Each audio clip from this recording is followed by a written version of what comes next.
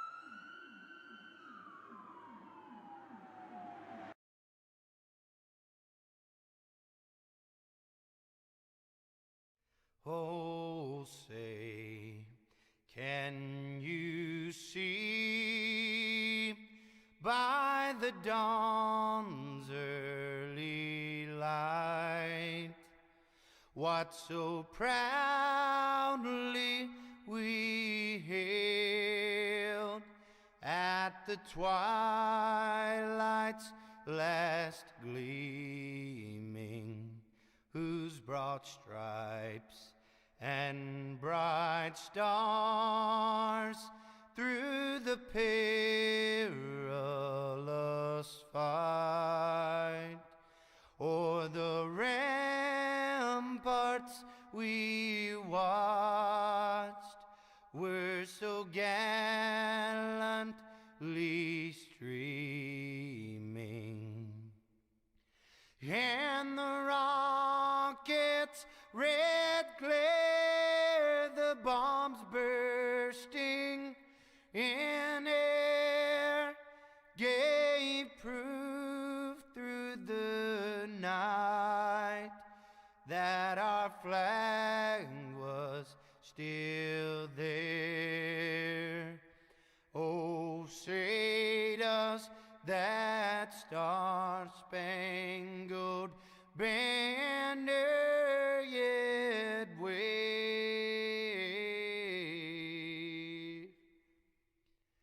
o'er the land of the free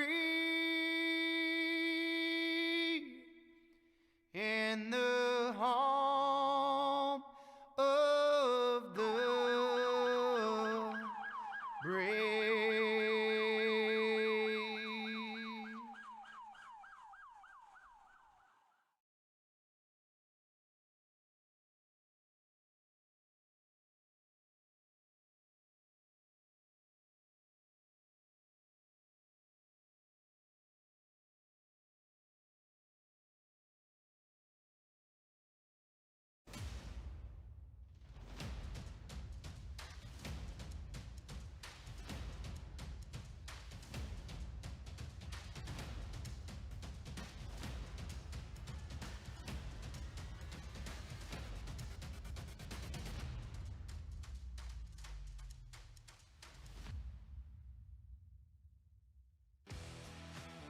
Introducing GForce TV. GForceTV.net is your new source for action overload. Featuring free live programming year-round and countless hours of on-demand video, GForce TV will be your first stop whenever you want to see the latest and hottest racing action. See live Friday Night Excitement weekly from Washouican Speedway, and watch the stars of tomorrow make a name for themselves during Thursday night's live microsprint racing. GForce TV is also the new home for Rivals Race Chat. Watch weekly as Clinton Jeffrey and Adam Ross discuss all the hot topics in the world of motorsports. For iRacing fans, GForce TV has you covered with hours of live broadcasting from Rivals and GForce TV racing leagues. GForce TV promises to deliver motorsports, esports, and action sports you want to see, along with talk shows and vlogs to keep you connected to the lifestyle you love. Visit GForceTV.net today to subscribe for free. Sit back, hold on, and feel the G's on GForce TV.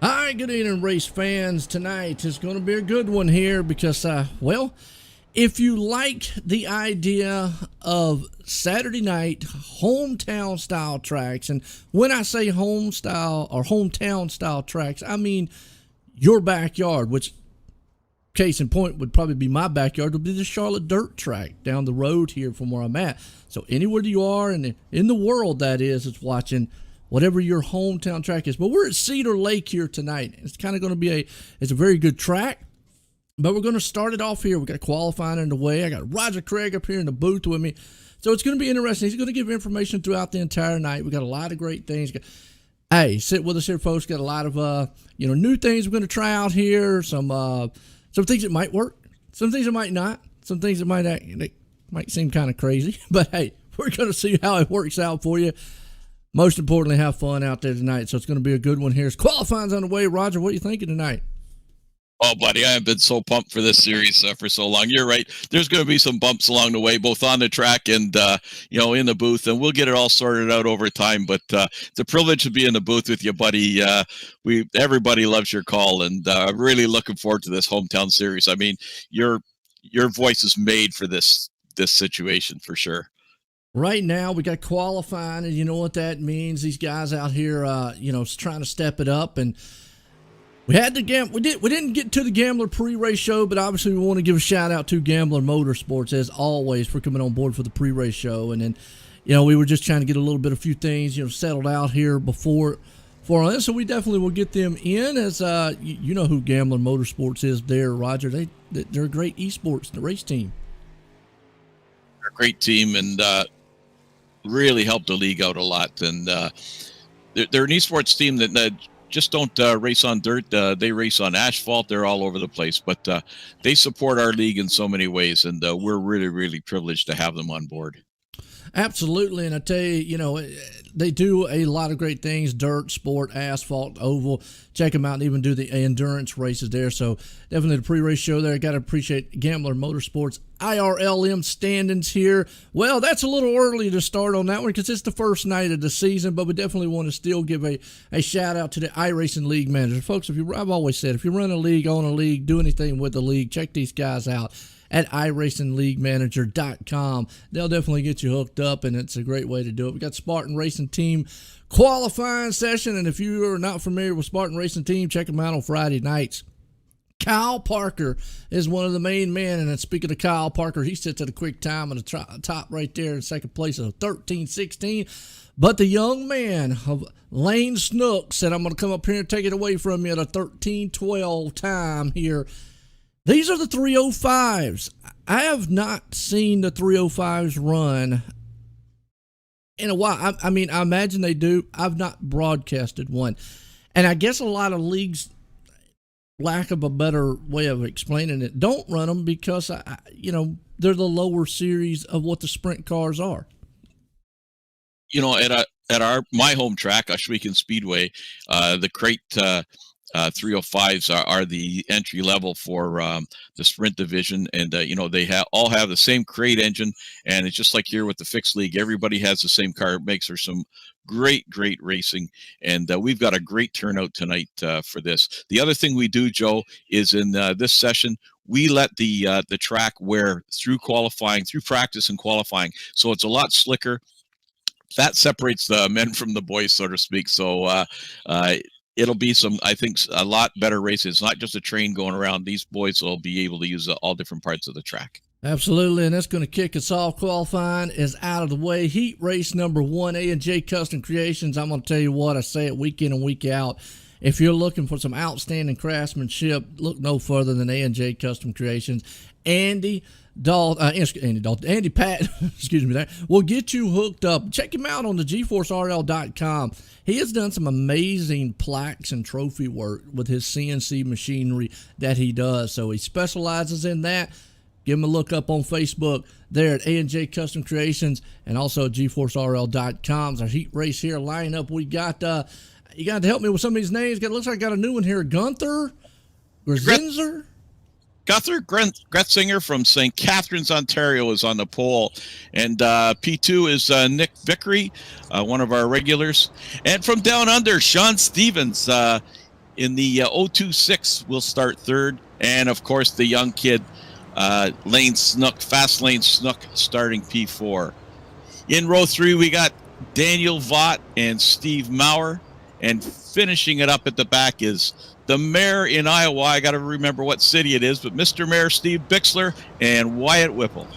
Well, I tell you what, it's going to be a good one. Eight drivers here. Should be the top 4. We're going to go to the feature as always. Here we go. 305 wing sprints. The biggest thing with these cars, they don't carry the momentum that the big boys do of the 360 and the 410. So it's going to be all about driving with these guys here. Is this fixed setup, by the way?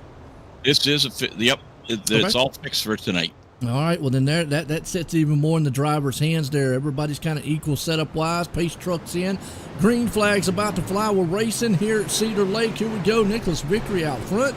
You've already got a side-by-side. We got a car up in the wall. That's Lane Snook already crashing early into this one. We talked about him. He put it up there on the top spot on qualifying. Good thing he did, but man, unfortunately now he's going to have to run the numbers tonight. As you see Victory taking the top lane, and behind there you got Sean Stevens and Gunther. I'm going to just go with Gunther because that last name is going to throw me for a while until I get used to it. But he's right there with Sean in the backside of him. They're doing some good slider side-by-side. Roger, right now, track looks a little racy for these guys. Yeah, like I say, it's carried over, so it's not just the the upper part of the track. These guys can start doing the slide jobs and everything pretty early.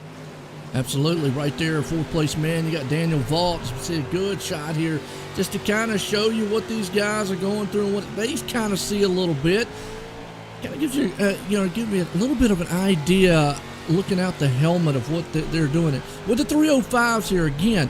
You don't have that massive power to pull up there on the back end of the tail tanks of a lot of guys. You just got to kind of use your skill out here. Everybody's top lane. We'll have to see if that breaks free here a little bit. Right now, though, Sean's looking like he's going to go in and gets contact with the leader.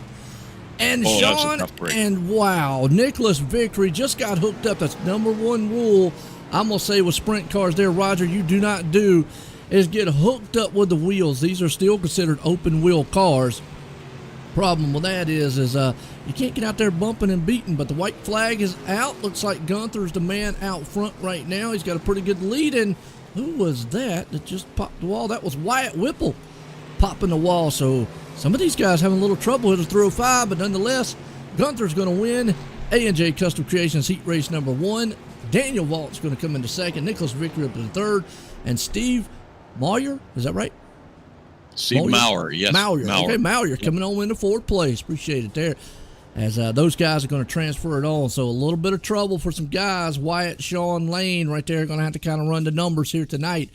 That's going to throw us over to heat race number 2, Howard Hanna Real Estate. And Roger, I've said this, I don't know, several times about Howard Hanna. And this first sentence right here alone could just speak volumes. They are the number one family-owned and operated independent broker in the U.S. I mean, to get that honor, that's awesome. Yeah, Scott Hurwitz is he's been a great a credit to the league, and he's the one that sponsors. He's the realtor from Howard Hanna, and he can help you out for anywhere across the United States. He can find you a realtor that will save you money in the long run. And we're coming up to this. Before I give the starting grid here, just want to say there's a couple of hot runners in that first heat. It got a lot of work to do. Lane Snook, and might call him the Tasmanian Devil, Sean Stevens. So he's from Tasmania. They got their way to work in B main tonight. But right now we've got on the pole, we got Brian Moore Sr. from Kansas City, and in P2. He's only 2 doors down from me, the G-Man, Gary Taylor. Then row 2 is Vern Hawkins and Kyle Parker, and Jeffrey Flero and Donald Dory in row 3.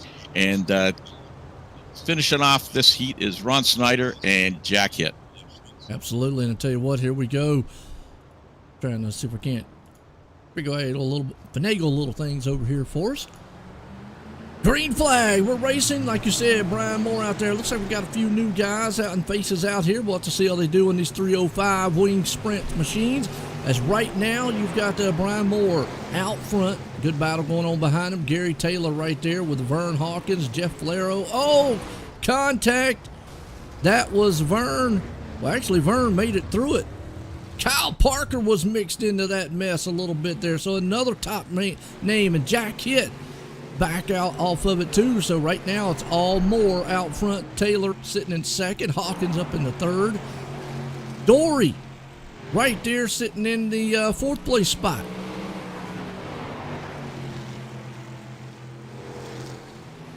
You think you can handle these 305s out there, Roger?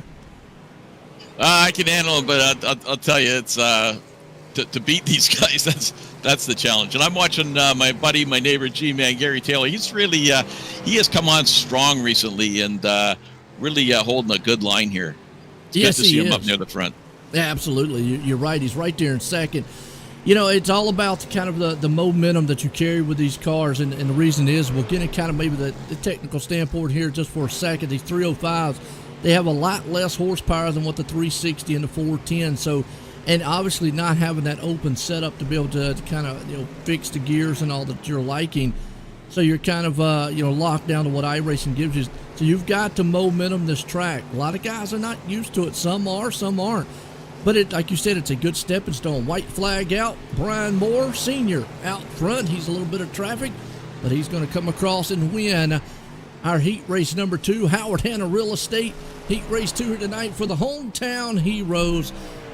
And again, folks, it's all about, I got to say this, as Vern's going to come home in 3rd, Gary in 2nd, Donald's in 4th. The top 4 guys are the transfers that we're going to head on to heat race 3. But it's all about the fans. It's all about the superstars here at the GForce Racing League, which is a lot of the drivers. But I also want to say, when I say that, I mean the fans out there too. Each and every week, y'all come out and watch, and we're live tonight on the GForce Esports on YouTube, OSR Network on Facebook. So hey, I always say pick the poison, but either way, support the league. Go to GForceRL.com. We're at heat race number 3. You know what that means? New sponsor here, kind of coast to coast sim racing team.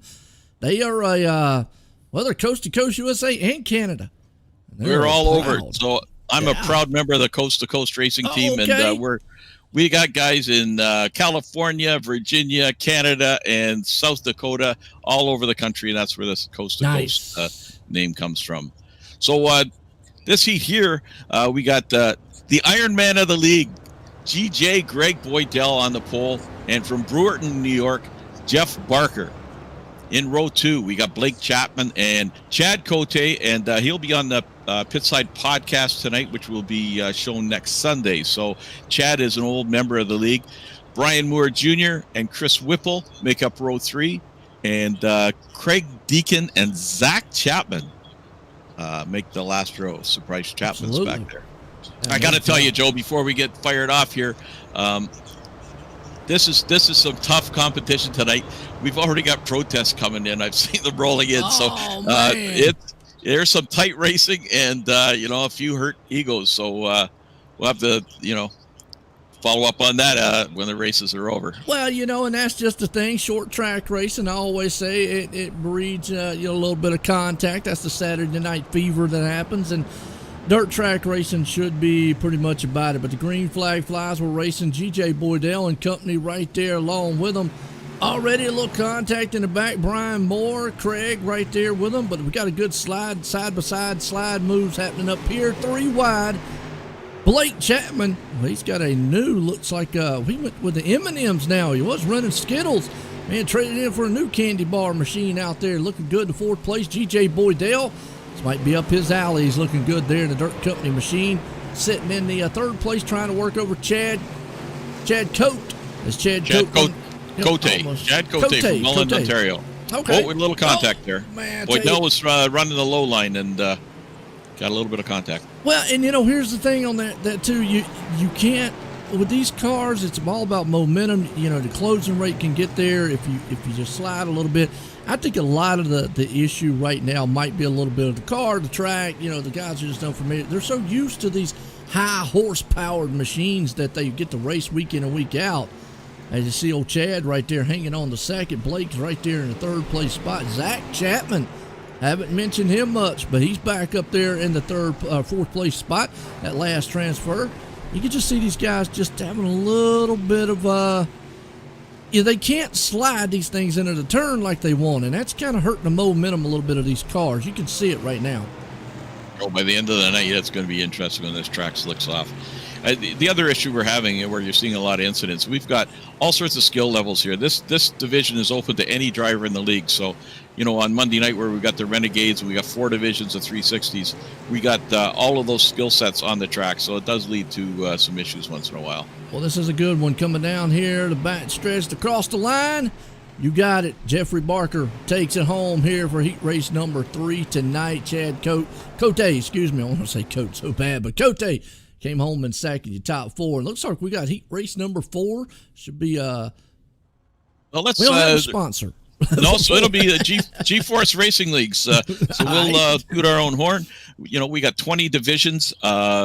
6 of them are broadcast, and it's everything, every dirt division you can think of, and we go all the way to some NASCAR Cup, NASCAR pickups, and we even got the pro light trucks.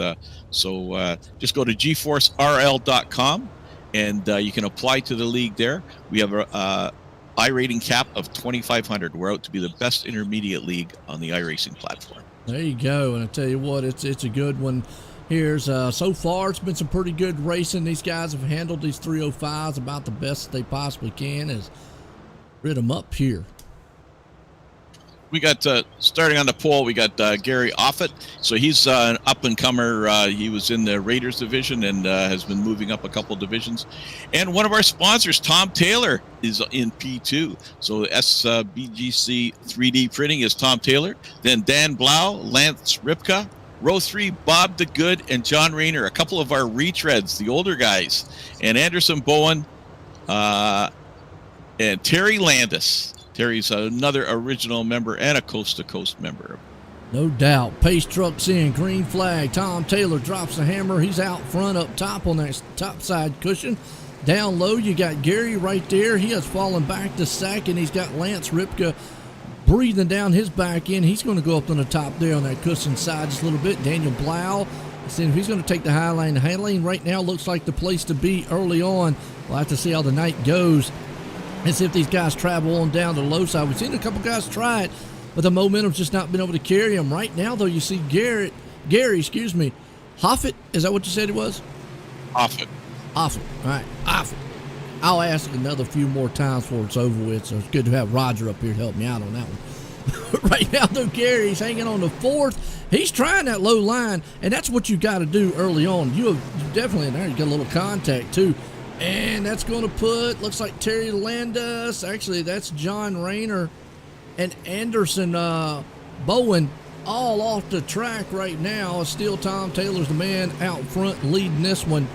He's pulling away. Yes, he is. He's actually doing an outstanding job right there, pulling away. Like you said, he's got a solid almost second lead over Lance Ripka. Daniel Blau sitting in third. Gary's hanging on to that final transfer spot there of fourth, but the battle's on here for second.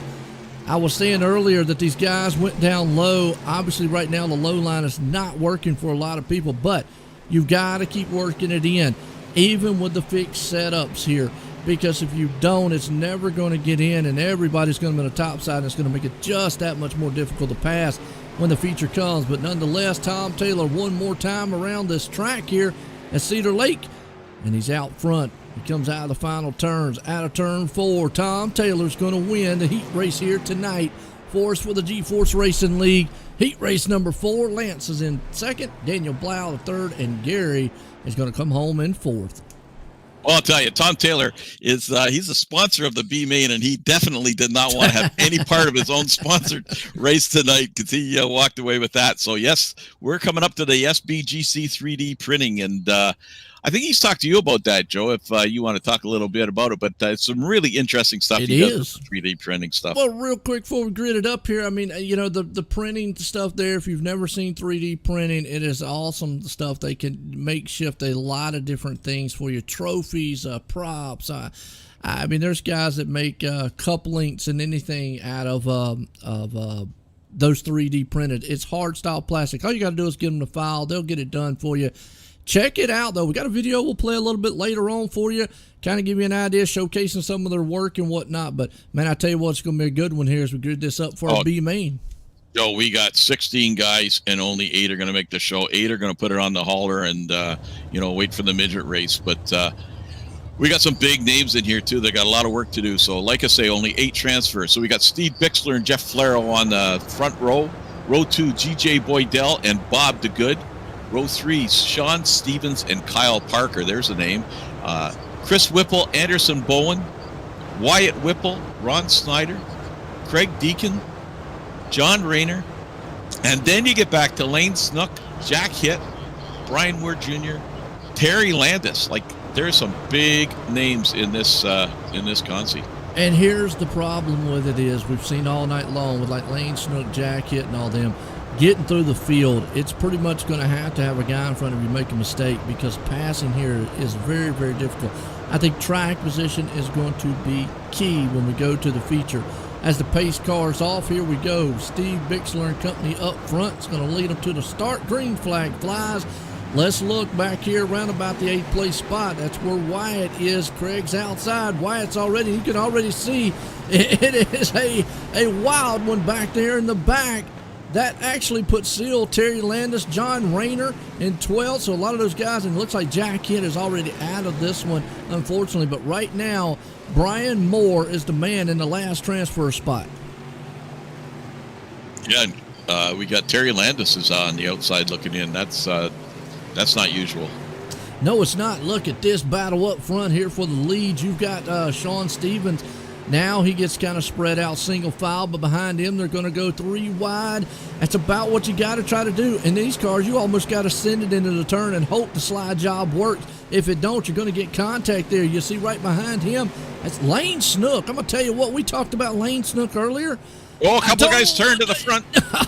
Yeah, they did. Lane Snook just snooked right by him. I mean, it got all the way to second. Are you kidding me? He's got to be the hard charger of this one, because he started outside coming in. Now he is long gone up front. He has been able to kind of maneuver around and miss all that mishap happening in the back. Let's go back to our 8th place here, because that puts Craig as a Deacon, I believe it is, in 8. Yep. All right. And Steven Bixler now outside looking in. Jeff, I've always said Flaro. Flaro? It's Flaro. Flaro. Yep. All right. Good. I'm glad I've been getting it right here. So, Chris Whipple around. Not what he wants to see. In the grass. Now he's outside looking in. That puts John Rayner in 10th. Craig right there in 9th. And Jeff up into the spot. Like I've said before, though, it's all about if there's trouble happening. And I think that's what the feature, folks, get ready, because I think this is what the feature is going to show us here. Track position is very important. Kyle Parker now trying to dig and see what he can get out here. Looking very good. He's up to 3rd, but it's all Sean Stevens. Now, he is marred in a little bit of traffic. I've said this a million of times on short tracks. You get into traffic as the leader, even though it might be the white flag, if it had a lot more laps to go, the problem with that is he would have, there's danger around every corner just like that. You never know. But here comes Sean Stevens out of it here for the final time. He's going to win our B main, and Jeff is going to have a battle here on his hands to come out of the 9th place spot. No, Craig's going to sneak out and get it from him. Are you kidding? Jeff had it coming into turn 3 and 4, and Roger, just like that, he's going home. Yeah, it just it's a heartbreaker. Wow. Well, that puts us into our Icon Sim Sports intermission, and you know, folks, I tell you, Roger, Icon Sim Sports have done a lot here. There's many different rigs out there that you can look at, but the one thing I think that separates Icon Sim Sports from everyone else is they build them custom for you. Whether you're a short guy, big round guy like me, you can get one and definitely have it built to you, and it feels just like a real race car for you. So even though there might be a multitude of them out there, definitely Icon Sim Sport has got something that is just kind of unique to their own thing. Check them out at iconsimsports.com. Yeah, Joe, we on Bitside Podcast, if you go back to just the last one last Sunday, we had Rob Neller on with his latest creation, which is absolutely spectacular. So we're going to try to get a short video and play it at some point along the line, because it is just an amazing piece of work for sure. No doubt. But just before we cut away, Joe, I want to talk about, we got a special deal going on for the fans tonight. All so right. In the next race, when the midgets come up, we have the podium, pick the podium challenge. So all the fans out there, all you need to do is pick who you think is going to finish first, second, and third in the midget race in the feature, and go to GForceRL.com. There's a form there. You'll see right near the top. You click fill out the form, and whoever wins that will get a $10 Amazon gift card. And we'll go down to the, if they get the 3 in order, or if they get the 3, or if they can get 2 in order, or even if we'll go down until we can get, if somebody picks at least the winner. And if nobody gets that right, we'll add $10 to next week, so it'll be a $20 gift card next week. So anybody that's out there, you can, especially when the midget race starts and you can see who's running, go there, fill that out, and you got a chance to win. There you go. Well, I'll tell you what, folks, we're at the GForce Racing League here tonight. And go check out GForceRL.com. We can sit here and talk for hours on end of what's going on. But check out GForceRL.com. Get all the information on what's happening in the league, what's happening, and just what Roger talked about for tonight. Got to also give a shout out here to our Weekend Race Source Driver of the Week. And who would that be? I don't think we got a Driver of the Week. It's still week 1, so we're going to have to wait the next week on that one. It's still week 1, but we've got a lot of candidates. We got a lot of candidates as the week goes by. There's 20 races, we still gonna give a shout out to us Weekend. How's that? GForce Esports. We're live tonight here, folks. GForce Esports. Here on YouTube. Definitely hit the likes, hit the shares out there as they bring a multitude of broadcasts Monday, Wednesday, Thursday, and Friday nights. Obviously, go to GForceRL.com to get all the info on that one. But, folks, I tell you what, let's step away real quick here. Let's get a word from some of the sponsors. We'll be right back here in a few.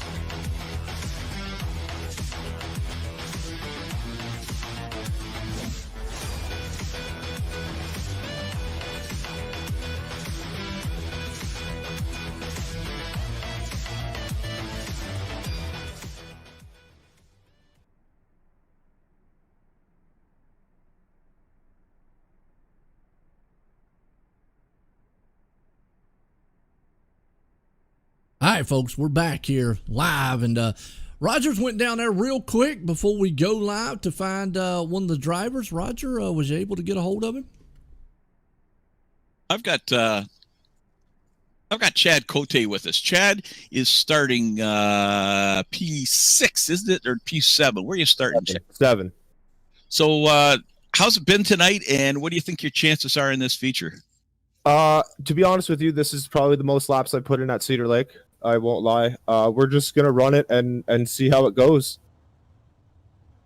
I know you're one of the big hot shoes out there, buddy. So good luck, and we'll be watching you. Thanks, guys. Thanks a lot, Chad. Well, I'll tell you what. We're gridding it up. Get Terry real quick. Yeah, I got Terry. Terry, how you doing, buddy? Great. You're starting near the back, buddy. What do you think? Oh, it's going to be tough. I know that. Holy crap.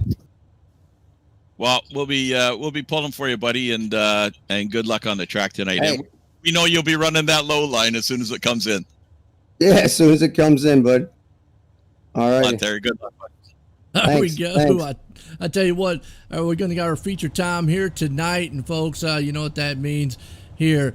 It's all Icon Sim Sports, and we just watched a video on them. We just talked a lot about them. Check them out at iconsimsports.com. They build some of the best custom race rigs out there to fit you. As we get set here to grid these guys up, it's going to be a wild one here. Looks like we got 24 of some of the best. We got on the pole, Gunther Gretzinger from St. Catharines, Ontario, and on his outside, Brian Moore from Kansas City. Then we got Jeffrey Barker from Brewerton, New York, Tom Taylor from Texas Tom, and then row 3, Dan Vaught, and the G-Man, Gary Taylor, all the way up in row 3. Then we got Chad Cote, who we spoke with, and Lance Ripka, and Nicholas Vickery and Vern Hawkins, Blake Chapman, Dan Blau, Steve Maurer and Don Dory, Zachary Chapman, Gary Offit, and then Sean Stevens. Watch him. He may just come all the way to the front, and with Lane Snook beside him. Those are the two guys to watch. Kyle Parker, G.J. Boydell, Brian Moore Jr., Terry Landis, Steve Bixler, and finishing up the field is Craig Deacon. Take it away, Joe. Well, I tell you what, a good one. Pace trucks in, green flag flies, and it's just about to be some mayhem here at Cedar Lakes. It's out front, like you say, Brian Moore. I still say that track position, but right now 3 wide early on up front. Gunther's looking there in the middle. Jeffrey Barker down low. Now Barker takes it to the high side, kind of switching it off. Yellow flag is out. G.J. Boydell, unfortunately. Let's go back on our replay. And that was Malcolm Mills.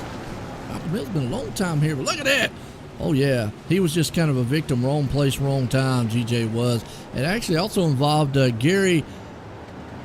I'm going to try it. Offit. Yeah. Is it Offit? You got it. I did. I said Orphan. It's okay. off. Yeah. For you, buddy. That's one for you. All right, good deal. Well, unfortunately, right there, those guys just kind of wrong place, wrong time. And on a short track, you know, we talked about it earlier. I know you was talking about the protests and all that. That might help. That might happen and so forth. Here's the thing: it's short track racing. It's dirt track racing, and that's kind of what this hometown, Heroes is all about. It's taking us back to the Saturday nights where I think dirt track racing really is where the group, its grassroots is where it belongs. It's where these guys have fun, and I know that dirt racing now is trying to get into the mainstream, or is in the mainstream a lot, but it still feels like dirt racing has that, like you said, the home style feel to it, the grassroots feel to it. As we're getting set to go back green, as you see Gunther out front already trying to see what he can do. The problem is he's got Jeffrey Barker there with him. Contact. Well, they got away with some beating and banging. Yeah, 3 wide. There's a lot of good drivers in this race. Yeah, they were able to get away with a little bit there. Usually you don't see that too often. There's see the ticker trying to catch up to herself here just a little bit. You got Chad Cote. Oh, I hope I got you got it, buddy. Got it right there. And up front, you already see it. Fire. Man, you know what? We talked about that low line. Is it going to be able to come in? Jeffrey Barker right there running the low line. He is seeing if he can't bring it in. This is usually what happens by the time the feature comes in. If they run it down there long enough, they will get it done. We see a little contact in the back there. You got Blake Chapman, Kyle Parker. Well, some heavy hitting names just kind of stuck. Nowhere to go. This is a tough place to pass, tough place to get up there unless guys just have trouble. You can already see them back there just killing each other in the middle of the pack. And Stevens are moving up there. Stevens is up to P12. Lane is P13. They're just working their way through.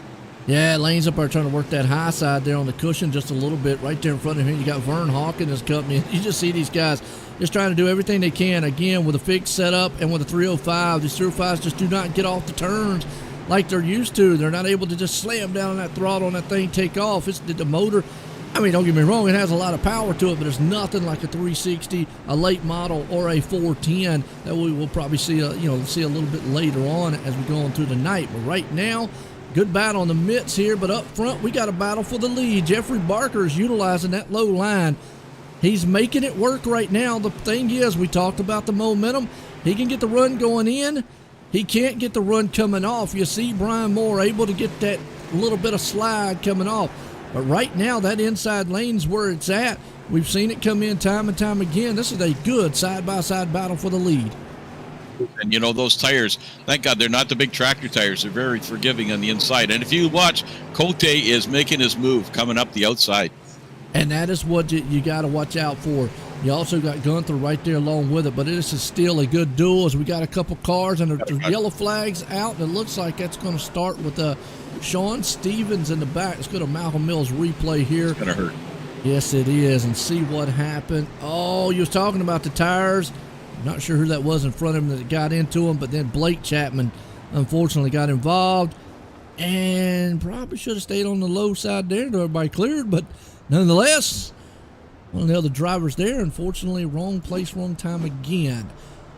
Well, So, Joe, let me, what's that? What's got? got a minute here. Let's talk a little bit about what we got coming up in the next few weeks, because it is every night. This is opening night, but every week it's a different. We're doing it for a different cause or different reason. We're going to have a Veterans Night, First Responders Night, Mental Health Awareness Night. You name it, we got it, and we got all sorts of cars coming in here. We got the Pro Lates coming in one night. We've got the Renegades A Division coming in one night, and the Rebels Division. The Dirt Modifieds will make a show. The Pro Light trucks will make a show here, and we'll have a couple of 75 lap enduros with the street stocks, and we're even going to have a demolition derby, Joe. So it's going to be really exciting. Every week's going to be different and packed with action. Oh yeah, there we go. And right now it's been kind of action packed so far, so we should have about 10 to go in this one tonight. Here we go. Looks like we're going to go for a single car start. Pace truck's in. Green flag flies. Brian Moore's going to be able to get out front, and this one is down low. Jeffrey Barker's not giving up on that low line. The thing about it is, even though they might start all single file here, you can get side by side easily with these cars. They're really about even. I mean, it's all about driving and the track here. These guys are just right now trying to utilize everything that they can on this track. Right now, you see old Tom Taylor up to 7th. Great battle at the front. These two guys, Barker and Moore, they've been fighting it out right since lap 1, and it's a great race. So far, so good. You see it right there. Barker on the low line. You was talking about those tires down low. I always call them the donuts kind of there at the end of the track. These are not so bad, almost like speed bumps.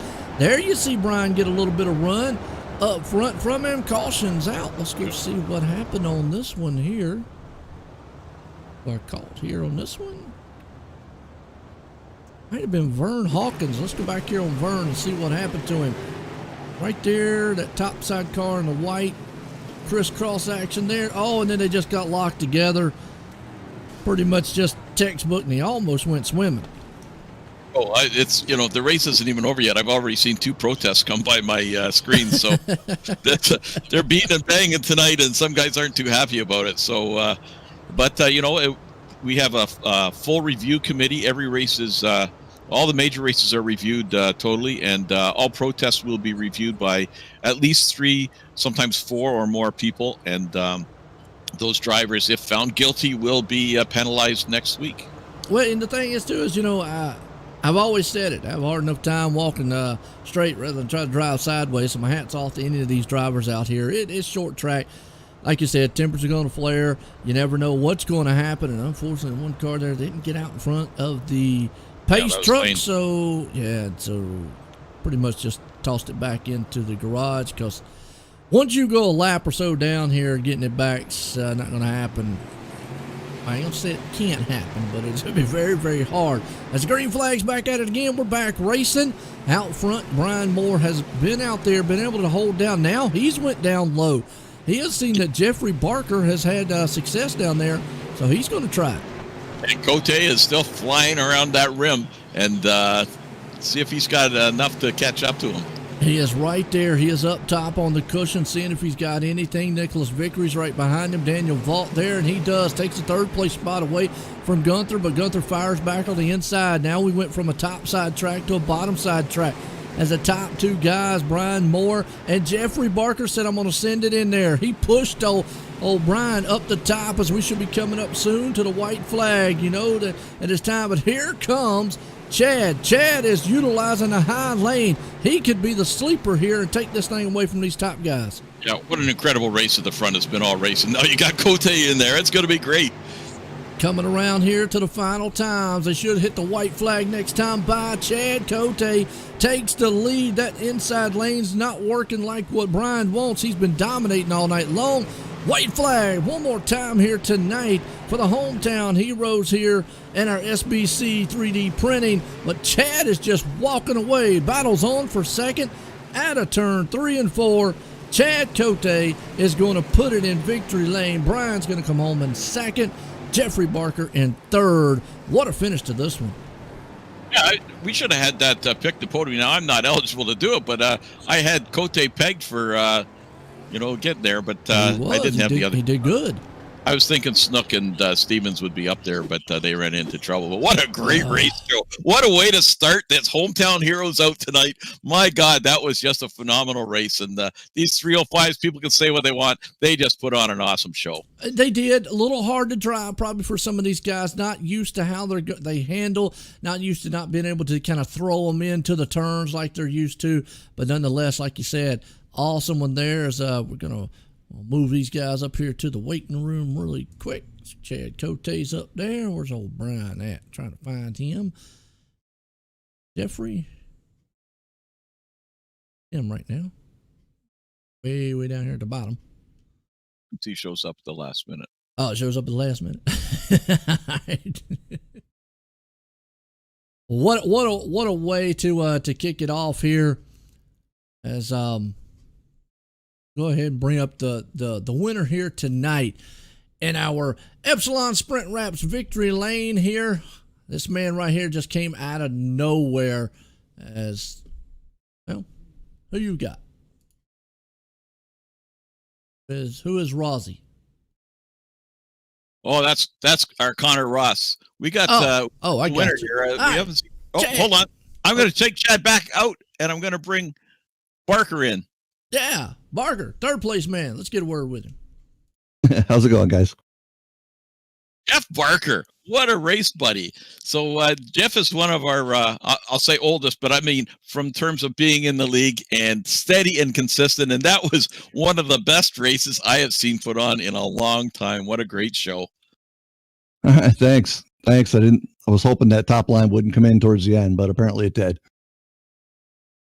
I come in till near the end. Joe, you got a few questions for the Brewer and Bomber here? I mean, as far as Barker goes, I mean, you did an outstanding job. I got to ask, how different is running the 305s than it would be, let's say, the 360s? Because it looked like these cars just do not rotate like a 360 would. No, they don't. You actually, when I was running the bottom, I had to drive it up out of the sticky spot to rotate the car, then go back in, which was real hard to do without actually hitting anybody. So yeah, they're a little underpowered. Absolutely. Well, you still came home tonight, though, in third place again. Congratulations. All right, thank you. We go, third place man. I don't see Brian Moore, so I guess we'll bring up the winner here tonight. Chad Cote, how you doing? Joe White, the booth. Got a copy? Got a copy. Well, Chad, I tell you what, you came out here tonight and we're in our Epsilon Sprint Wrap victory lane, and out of nowhere was able just to come to the field. That low line looked like it came in, but then all of a sudden you took the outside lane. Is there just something you knew that them other guys didn't? No, you know what? It was working for me right from the start of the race, and as they P1 and 2 started to go down to the bottom, it freed the top up for me, and I just put it around the top and put her in victory lane. Absolutely, and you did. You come rumbling to the front there and looked very good doing it. Oh, Roger was up here jumping up and down. He was excited about his teammate up here, winning one and coming to the front there like he did. How's it feel to be the first one to win here with the Hometown Heroes? No, outstanding. I honestly can't put it into words. It was a last-minute decision to run this tonight, and like I said, I had minimal laps here, so I pulled the rabbit out of the hat, I guess. You did indeed, Roger. I tell you what, it was a good one for the Chad here tonight, wasn't it? Oh man, I'm more excited than I almost called that one right in the beginning that he was going to be coming, and the outside was it was just would he have enough time to catch them? And wow, the front two put on a great show, but all of a sudden the last couple laps it was three-way battle. It was excellent. Yeah, it was great. I'm lost for words, to be honest with you guys. I don't really know what to say. Oh, well, you know what? And you have plenty to say later on tonight because we record the Pit Side podcast, and Chad is our guest, and so we will pepper him with questions later on tonight. So you're not running the midgets, but I think you'll be back for the 410s. Is that correct? I will be back for the 410s. Yes. Okay, buddy. We'll see if you can put two up on the board for tonight. A great way to start, and one of the old Ohsweken posse, which precedes even the GForce and Ohsweken Outlaws Racing League. So Chad goes a long way back. Really happy for you, buddy, and great victory. Thanks, guys. There you go, Chad Cote bringing it home in an outstanding run. Well, the first race down, folks. Don't go anywhere. We're going to be right back. Going to switch over to some servers. We got some midget action coming up for myself and everybody here at the GForce. What a first run tonight. Like I said, go get your refreshments, get everything taken care of. We'll be right back here in a few.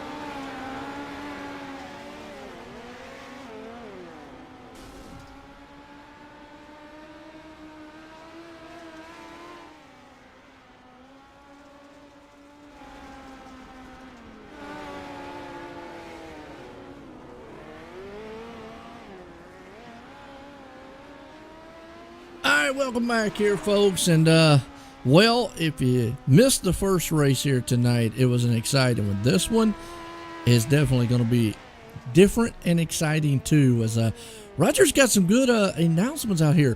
Everyone out there watching, definitely pay attention to this here. Roger, what we got? So we've got this every week. We'll be doing this Pick the Podium Challenge. So we'll pick one of the 3 races, and the fans out there get to pick who they think is going to finish on the podium, 1, 2, 3. If somebody gets it exactly right, they will win a $10 Amazon gift card. If we don't have that, we will go to the work down to somebody got 2 right, and we'll go all the way down to if somebody just has the winner.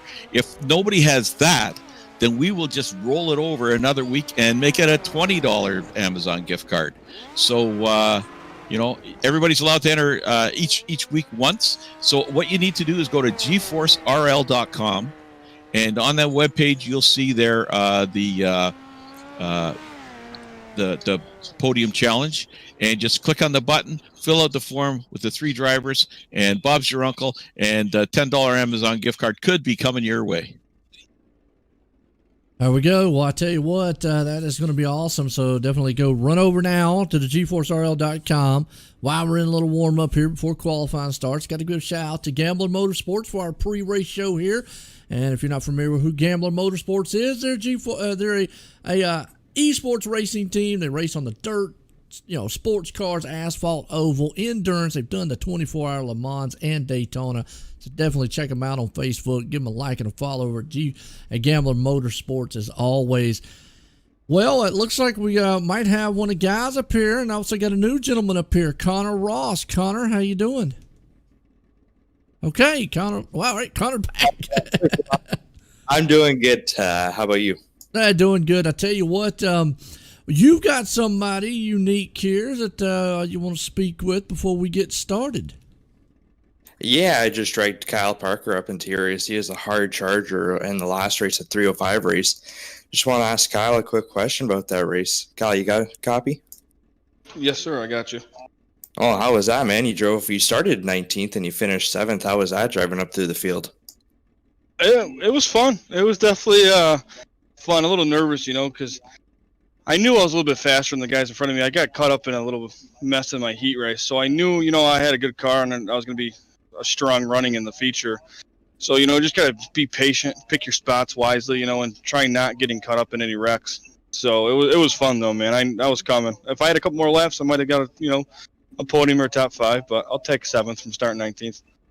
Yeah, no kidding, man. That was a hell of a drive through. And now I assume you're running the midgets. So going from a 305, which has less horsepower, obviously, but it's got a wing. Now go to a midget where it's got some good horsepower, but there's no downforce at all to keep that front end from coming up. What will be the biggest challenge tonight, do you think, coming from the 305 into the dirt midget? Just trying not to overdrive it, not trying to give it like a little bit too much throttle once it starts slicking off. That's the biggest thing, with the 305. I mean, it don't matter how slick the track is. You can basically hammer down on that throttle no matter where you are. With the midgets, you just got to worry about, spinning the tires, and it's, a lot lighter, and it got a lot more, giving, got a lot more horsepower on it. So it's gonna be tough. And then keeping it out of the wall and not flipping is gonna be another key factor. Yeah, I hear you, man. A couple of these things are flipping. Yeah. Just going to jump in here because we have Kyle is ahead of the Spartan Racing, and we have the Spartan Racing qualifying session come up. And if we keep talking to him, he's going to miss qualifying. So thanks for coming up here, buddy. And you don't need qualifying. Kyle's fast. Good luck tonight. Yeah, he's going to be a hard charger again. Yeah, he could be 2 in a row. Good luck, Kyle. Thank you, guys. Yeah, no problem.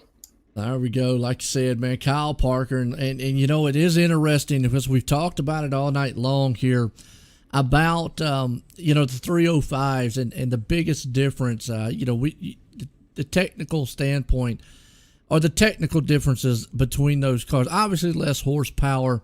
I mean, it's still a wing sprint and all, but I mean, it's just so different to drive, how you drive it on the track. As far as the momentum and how you're able to get in and out of the turns with it. That's the biggest difference. Now with these midgets, I call these kind of the mighty midgets out here along with those sprint cars. I mean, the midgets are going to be unique in themselves. If I'm not mistaken, these are high horsepower 4-cylinders, though. They're not 8 cylinders. Am I right? In real life, I believe the midgets are 4-cylinder style cars. Yeah, I can't remember the stats on them, but the weight to horsepower ratio is absolutely insane. And I love your term mighty midgets, but also like it's just like squirrels out there running all over the place. They're so much fun to drive, and you can see so many slide jobs and everything else. It's just a riot to watch these guys, and we've got some really good talented drivers out here. So hopefully we'll get a real good show tonight. So these guys normally last year they ran on Tuesdays. Actually, you were broadcasting them, Joe, until you had another commitment, and but this season they've moved to Friday, so they'll be running Friday before you broadcast the pro late models on Friday. So these guys, this is their first race of the season. It's like a double header this week, and that's what will be happening as we go along with the different leagues or divisions coming in. It'll be like a double header for them. So it's we're going to have a great show here. I could just see it. Now, and one of the biggest things, obviously, we're in the Spartan Racing team's qualifying session, and we just spoke with the main man himself of Spartan Racing there, Kyle Parker, and they mostly of the USA, Canada origins here, and their team, they run multiple leagues and also run mainly the GForce Racing League. So definitely give them a follow over on Spartan Racing. But one of the biggest things you're going to see here is it looks like Lane Stook again putting that thing up there with a quick time of 14.62. Boy, he blistered him on that one. Says he's up front, but then I look at Brennan Lacey's time, and he's actually faster. So I don't know what's up with my iRacing's not updated the ticker part on my side yet, but nonetheless, here's the thing with the midgets as opposed to what we saw with the 305. I'm going to go out on a limb, and without looking it up, and maybe I probably will just get some time and look them up sometime. You talked about the horsepower to weight ratio. That is a huge thing because I believe these midgets are 4-cylinder cars. Obviously, they're going to be a lot lighter than what the V8 car of the 305 was, even though they are both kind of a wing sprint. So that 305 is going to be heavier with, I'm going to say, almost there. Yeah, maybe a couple hundred horses different or so. I don't know the statistics there. But one thing you're going to see big difference with these sprints as we go into our heat race one real quick is you're going to be able to see these guys throw these things into the turn. You're going to be able to drive them a lot more aggressive than what you were at the 305. But heat race number 1 underway. That is A&J Custom Creations. And again, A&J Custom Creations. Check them out at GForceRL.com. Check them out on Facebook. Andy Patton, with his craftsmanship and his work with the CNC machinery and the woodworking and the plaques that he does, outstanding work. But let's grid these guys up here tonight. We got a good race coming up here. We got Barry Goldner, father of Stephen Goldner, who's one of the most dominant drivers in the league. Barry from St. Thomas, Ontario. And on his outside, who we just talked to, Kyle Parker from New York State.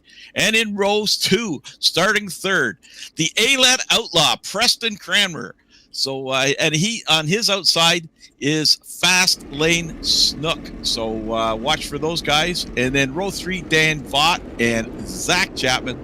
And row 4, the Texas Tornado, Tom Taylor and Nicholas Vickery. Oh, next race. So Tom is at the back there. So take it away, Joe. Well, as always, these guys out here with these midgets, a lot different from jumping from a 305 wing sprint to a midget car, even in real life and mostly here on the sim of iRacing.com. Folks, check out iRacing.com for all your, I always say it's the realest thing without spending millions of dollars to go real racing. It is a great service to be on, and it's providing a platform for these guys here tonight. A lot of great top talent come out here week in and week out and run the GForce Racing League and many other series that run out there. There's a pace trucks running around. Here we go. Barry Goldner, Kyle Parker, Mike, and mine says Mike Cranmer. Folks, that is Preston. I have no clue why this thing keeps wanting to put Mike, but it's Preston. Either way, green flag, and first thing you can see, like I said, it is a lot quicker with these cars out here on the midgets that these guys will be able to do. They're going to able to put a slide job as up front. The top two guys, Lane Snook, Kyle Parker, right now we're going to nose to kind of tail with each other. You're going to see Snook's going to put a slide job. Is it going to be a crisscross move by Parker? Yes, he is. Parker was able to just say, look, you look pretty good, but no, Lane Snook was able to hold on to the top spot. Heads are flying out here, and Lane Snook didn't take too long to get to the front. Of course, he's a 12-year-old state champion go-kart driver, so he comes by all this honestly. Yes, he does, and the biggest thing he has said before, it is interesting to watch as all these guys are kind of spread out right now. Lane's got the lead. The biggest thing, he does utilize iRacing to help him a little bit, but he is first and foremost to say that, look, even though it is great, it's only a tool to be used. Right now, he is showing why he is one of the best in these little midgets out here. So what I'm going to say, just a mighty midgets. I mean, because a lot of power sitting up underneath them, and the sound of them, too. Angry bumblebees out there running around. Big difference from what we just saw with the 305s. And yes. We still got 410s to come.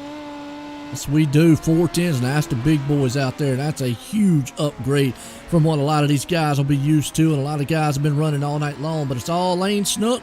He's got the top spot right now. Kyle Parker's running in his tire tracks and trying to run him down. The white flag flies with A&J Custom Creations Heat Race 1. Snook right now is blistering the field. He's going to come out of turn 3 and 4 for the final time and win it here for our first heat race. Daniel Vaught right now has the 4th place. He's going to take it home in the final transfer spot here tonight.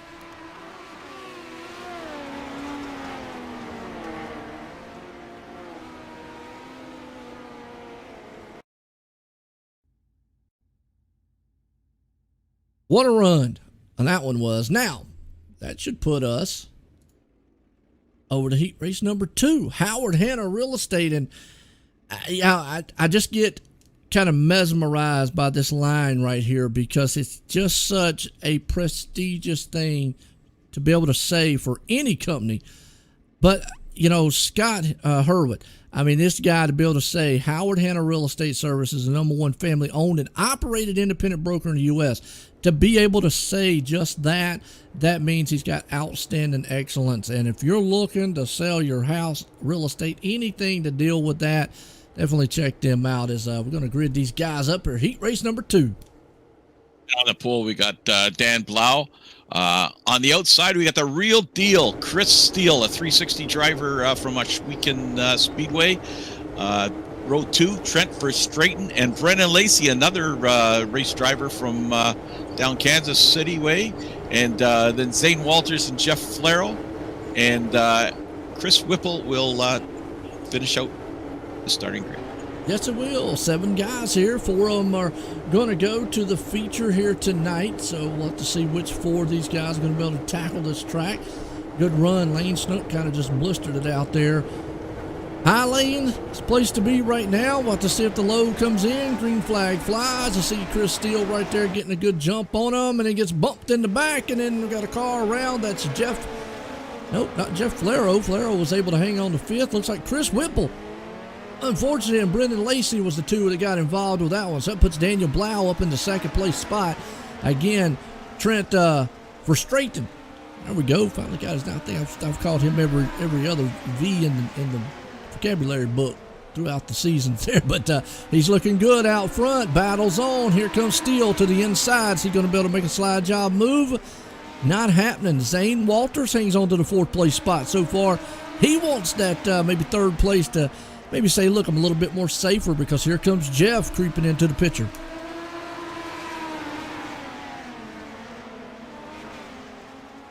All Trent right now. You've got Daniel out front, or sitting in 2nd. Chris right there, but he's got Zane tearing down his back end for a moment. Those 2 guys looking good. That's a battle for 3rd place right there. So, folks, who's your favorites? Who's your picks out there? Get them in. Go to GForceRL.com. See who's going to come here home in the feature time tonight.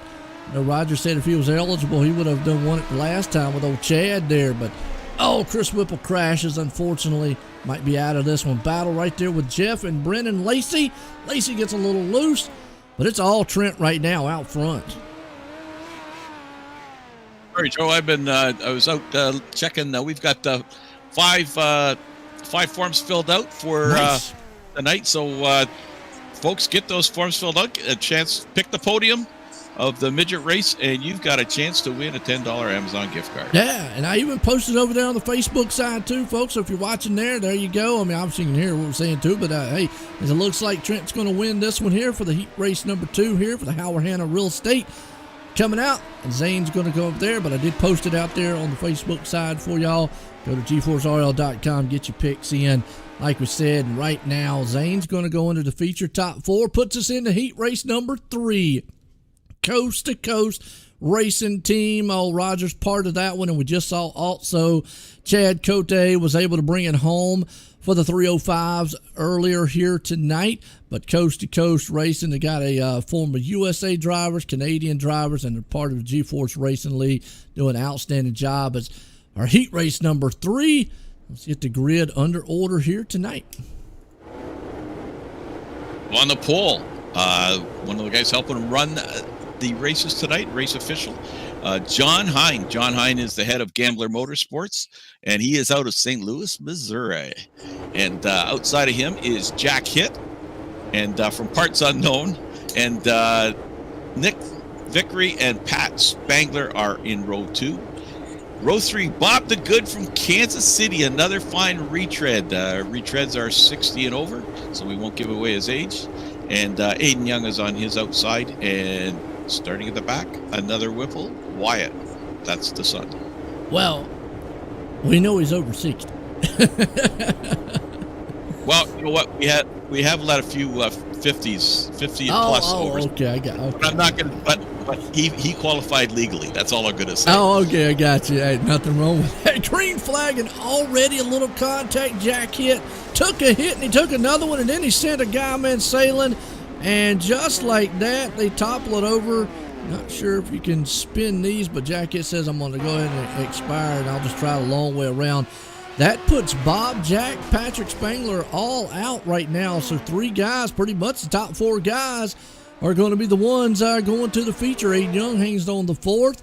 Wyatt Whipple right there in the 3rd place spot. Nicholas Vickery, he's going to see, though, you know what? I'm going to see if I can't run down that cruiseshopfw.com boat machine out front. Apologize right there. The iRacing's trying to do a little flipping stuff on us. But nonetheless, John Hine, the man out front, I've always said it, he finds a boat for every week. One is a cruise ship. The next day, man, it's a speedboat. Tonight, looks like he's got the speedboat out. You don't have to have the battle boat because he's not back in the middle of the pack right now. He's looking fast out front. You got Nicholas Vickery there in 2nd. And Aiden Young took over the 3rd place over Wyatt. So he was able to make a slingshot by him. Wyatt's right there. Catches the wall a little bit. That's your top 4 guys for the moment. I don't know if Vickery's going to be able to get up there and chase down old John. These guys are showing great control with these things. I get in these midgets, man, and it's all over the track. I'm really impressed. It's like you, when you talk about I have enough trouble walking straight there, right? You know, my hat's off to the guys out here in real life and in here. And I know it's Bristol week in real life, and everybody's the talk is Bristol dirt and so forth and so on. And we got a car flipping. Who in the world? That's Wyatt Whipple. Well, he's in 4th place, but now he's going to just say, look, I'm going to go back in and forget about it. Unfortunately, right there, though, flipping end over end. Still John Hine out front here as the checker flag flies. John's going to win it. Nicholas in 2nd. Aiden Young up in the 3rd. And Wyatt Whipple holds him off into 4th place. Well, now we're coming up to the B main. Okay. While we're waiting to start the grid, we need to talk. Next week, we've got the Dirt Legends coming in. And speaking of Dirt Legends, Connor Ross is driving a Legends car, although it's on asphalt. But tell us a little bit about your ride, Connor. It's not really it's a vintage modified. Well, that's kind of what the Legend. It's just it's a bigger Legend. But no, the legend cars are super light, and I know on asphalt they're very twitchy, and on the dirt, like on iRacing, I don't drive them because I find them harder than the midgets. I don't know how, but those little things are super light, but they can put the power down. And I think if we find people with great car control, it'll be an amazing race, because those cars are a blast. You just got to have good car control. And we're in heat number 4 right now. Yes, we are. On the pole, we got Lance Ripka, and on the outside, Ironman Greg Boydell. On the inside of row 2 is Jeff Barker with Ben Kulch on the outside, member of the Navy. So thanks to Ben. Terry Landis, watch for Terry. Terry is mean in these machines. And outside him is Steve Maurer. And then Kevin Fry, who is a flagman at Texas, and then ASCS Sprint Car Director. So watch for him. He's fast too. And we got a green flag already flew right here, and you already got trouble in the back. Jeffrey Barker, though, is a man out front, taking it to the home stretch right now. Terry Landis there in second. Kevin Fry, you talked about it, from last to third. So he's in the show if he stays where he's at. Lance Ripka is where he wants to be in fourth. Problem is, he just dropped out. Kevin Fry falls back to fourth place. He's in that hot spot there of the last transfer. Lance Ripka outside looking in, wants it to see if he can't get in the show. Unfortunately, G.J. Boydell off the pace in the back there. Right now, it's all Lance. It's in fifth place. He's not able to close in on Kevin. Kevin's able to move away from him. Actually, Lance got his hands full with old Stephen. Is it Moyer? Mauer. All right, Mauer. Stephen Mauer right there in the fifth place spot. We've got Benjamin. Oh, he's got his hands full with Kevin. Kevin's going to dive that thing on the inside. Now, you're going to see the low lane work for some of these guys. Unfortunately, Lance Ripka right there crashing in the back. There is no caution on the heat races here tonight, folks. Right now, looking good as it's all Barker out front. For the moment, though, Terry Landis trying to move in. He's going to see if he can't maybe hook up, get there, but he's got Benjamin. These top 4 guys are kind of closing in on each other.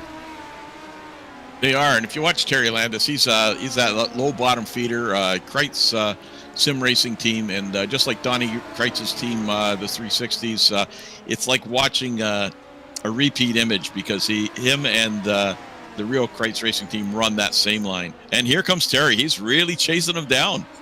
Right there on the low line. Get a good look here, because the white flag's out. He's going to be able to barrel down in there and throw a slide job. They're going to have 2 more turns to go. Terry Landis is right there. You see Barker's got the high lane and got the momentum off of turn 4. He's going to drag race him to the line. Barker's going to hold it off. Landis going to come in a second. You've got Benjamin in third, and Kevin Fry moves up to the 4th place last transfer spot. Man, what a race so far for these midgets. These guys have shown that it's a multi-groove track with these cars, and that just goes to show you the difference in car, track, and everything else out there amongst all of them. But that puts us into our B main, and that would be the SBC 3D printing B main. Tom Taylor's on, and Tom Taylor, does an outstanding job with the businesses he's got. And if you're not familiar with what 3D printing is, folks, definitely go and check out. We'll show you a little promo here later on, and that'll give you an idea. But check them out at sbgc3d.com. That's sbgc3d.com, and you'll get all the information on what they do, what they can do for you. But 3D printing is something awesome for everybody. Let's grid these guys up here real quick. Well, it's this is the hometown heroes, and some of those hometown boys are going home. So there's 12 in this 12 are the grid, and only 8 are going to transfer. So on the pole, we got Zach Chapman. When on the outside, Jeff Flaro. On row 2 inside, Bob the Good and Steve Maurer from Iowa. And then the Texas Tornado, Tom Taylor with the SBGC 3D midget car, and Brennan Lacey. And then Jack Hitt, Greg Boydell, Barry Goldner, Chris Whipple, Pat Spangler, and Lance Ripka.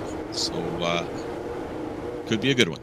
Yeah, it is. Good field. Here we go. Green flag's about to fly. Guys out front, Jeff Flero right there. Green flag is out as Jeff gets a good jump on the field. Well, I thought he got a good jump because here comes Zach Chapman. They're going to fire down on the inside. They're going to go kind of side by side, tire to tire. One of them's going to take the low line, kind of middle of the track. The other one's going to take that high lane there. Jeff goes up top to the cushion. As a little contact in the back, that's going to send Chris Whipple around. Unfortunately, that might end his day here, but you talk about the 8th place spot. Hot and heavy. That's around where Barry Goldner, Patrick Spangler is. You got Steven right there along with it. And outside looking in's Barry. Steve is the man on the hot seat. I like the Cheeto mobile there. I got a kick. That's actually G.J. Boydell. So, it'll make you hungry running around the track there. He's up to 7th so far into the show because you got Steve right behind him in the 8th place spot. Yep, contact right there between them. Jack Hitt is now the man outside looking in. Wow, and Tom Taylor sitting there in 9th place spot. So you got some heavy hitter names. So the guys outside looking in is Jack Hitt, Steve, Brennan Lacey, but these guys are battling it out because they know that right there is the 8th place spot. Jack's in it for the moment. Steve's upside down. That is not where you want to be on the track. Ouch. Hey, Brennan Joe. Lacey. Yes. All those Cheetos got me hungry. I'm stepping out. Confess. I'll be right back. Go ahead. Yeah, get you one. Right now, it's a good one. It's all Zach Chapman up front leading this one. And out there right now, the battle's on for 2nd and 3rd. Patrick Spangler, Jeff Flero right there along with it. G.J. Boydell's moved up to 4, so he's looking very good in the sprint machines. Lance Ripka's right there trying to tear down his back end, though, in the 5th place spot. You got Bob DeGood up in the 6th. Barry Goldner there in 7th. And Jack Hitt hangs on to that last transfer spot that Brennan Lacey would love to have, but he is just way off the pace of Jack right now, and time is running out. Not much time left. You see, right now, Jeff down low, Patrick up high. Folks, who's y'all's favorite drivers out here? Let me know who you pulling for, who you rooting for. Battle's on for 2nd. Zach Chapman's got it. 2 more turns for him as he heads off down the back stretch. And I think Jeff might hang on to that 2nd place spot. We'll see if Patrick gets a run off the turn. Not going to happen. It's all Zach right there, but Jack Hitt also is going to hang on to 8th place and transfer it up into our feature tonight. And unfortunately, that puts Brendan Lacey, Tom Taylor, Steven, and Chris Whipple all out of the race right now. Wow. Whew, what a B-main. Folks, I don't know about you, but this action is definitely exciting out here. Well, that puts us in our warm-up. We got, what's that? Just a reminder that, Joe, people, last chance before the big dance here.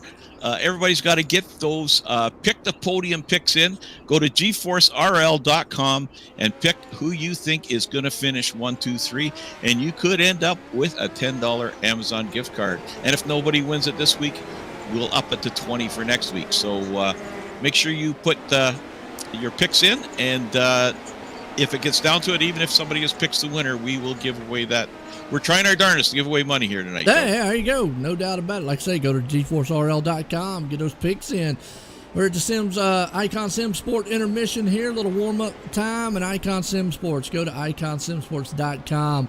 They will definitely get you hooked up with an awesome rig that will suit you and be custom fit to your liking. So like I said, go to iconsimsports.com. Appreciate them coming on board. We're here with the GeForce Racing League here tonight. Folks, go check out the GeForceRL.com. If it's not, but just to go and sign up and get your picks in for the who's going to be in the top 3 of the feature here tonight. But definitely check out all the divisions going on. Oswegan Race Stores Driver of the Week. Well, it's week 1. We don't have a Driver of the Week. But definitely want to give a shout out to Oswegan Race Stores there. Hey, they are definitely Canada's choice for sprint cars, parts, accessories, consumables, and they're located in Canada. There you go. So near the famous Oswegan Speedway. Definitely check them out there. And as always, we're live tonight here on the GeForce Esports on the YouTube side, OSR Network on Facebook. Definitely hit those likes and shares out there. I know the league would definitely appreciate it. As always, well, we're going to step away real quick. We'll be right back here. Let's get a word from our sponsor.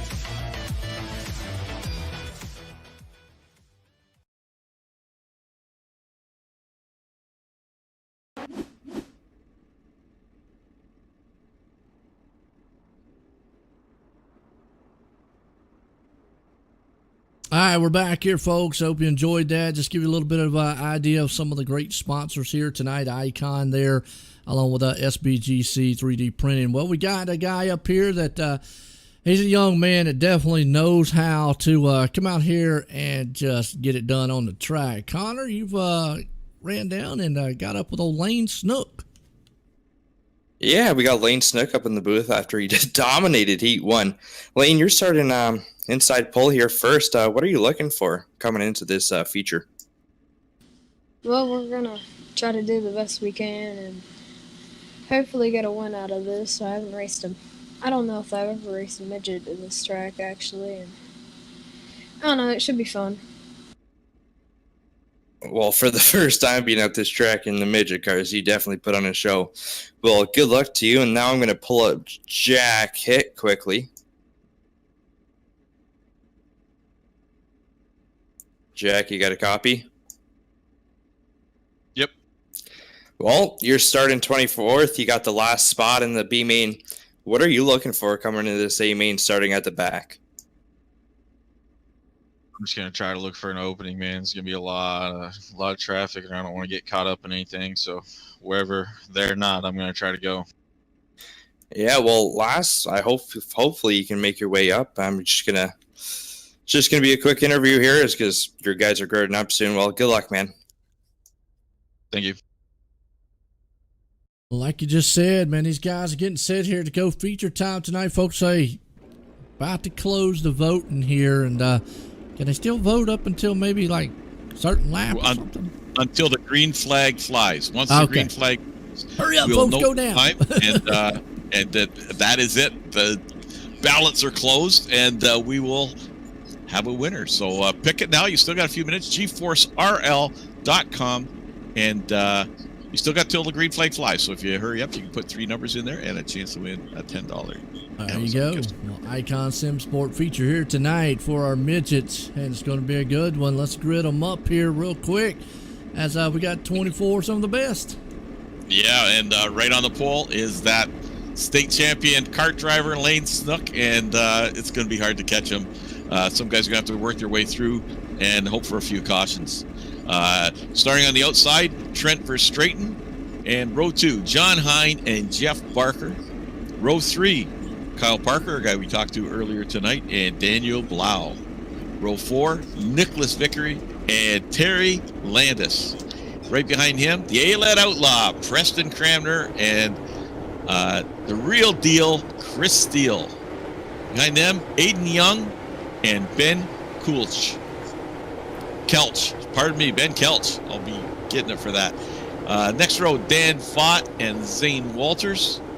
And Wyatt Whipple and Kevin Fry. Zach Chapman, Jeff Flaro, Pat Spangler, GJ Boydell, Lance Ripka, Bob DeGood, Barry Goldner, and last but not least, Jack Hitt. Take it away, Joe. I tell you what, here we go, getting set to go green flag, and like you said, if it's any indication of what we saw in some of the features, it's going to be interesting to see what these guys can put on the board. As here we go, Trent Lane up front, green flag flies. We're racing into midgets, and we'll look at Snook. Go ahead and go to that top side. He had to slow up just a little bit. Yellow's out. Jeff Flaro, unfortunately. Let's go back on the Malcolm Mills replay. See what happened on the start. Wow, was a betting man. That's it. Maybe just a little check up on the start. Yep, boom. Just a little bit of check up there, and it happens just like in real racing. Sometimes a little guy in front don't get going like he should, and you hammer down. Next thing you know, you can get the back end of them. Don't take much with all these mad squirrels out there.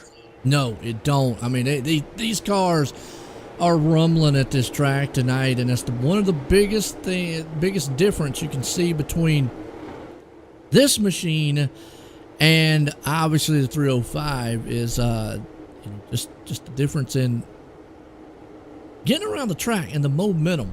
I mean, you wouldn't think it was. You'd think they'd be about the same, but they're not. I mean, it like you said, the horsepower to weight ratio and all that stuff plays a huge factor in what these cars are able to do and what the driver's able to do around the track too. As we see Lane Snook, he's having no problems with it so far.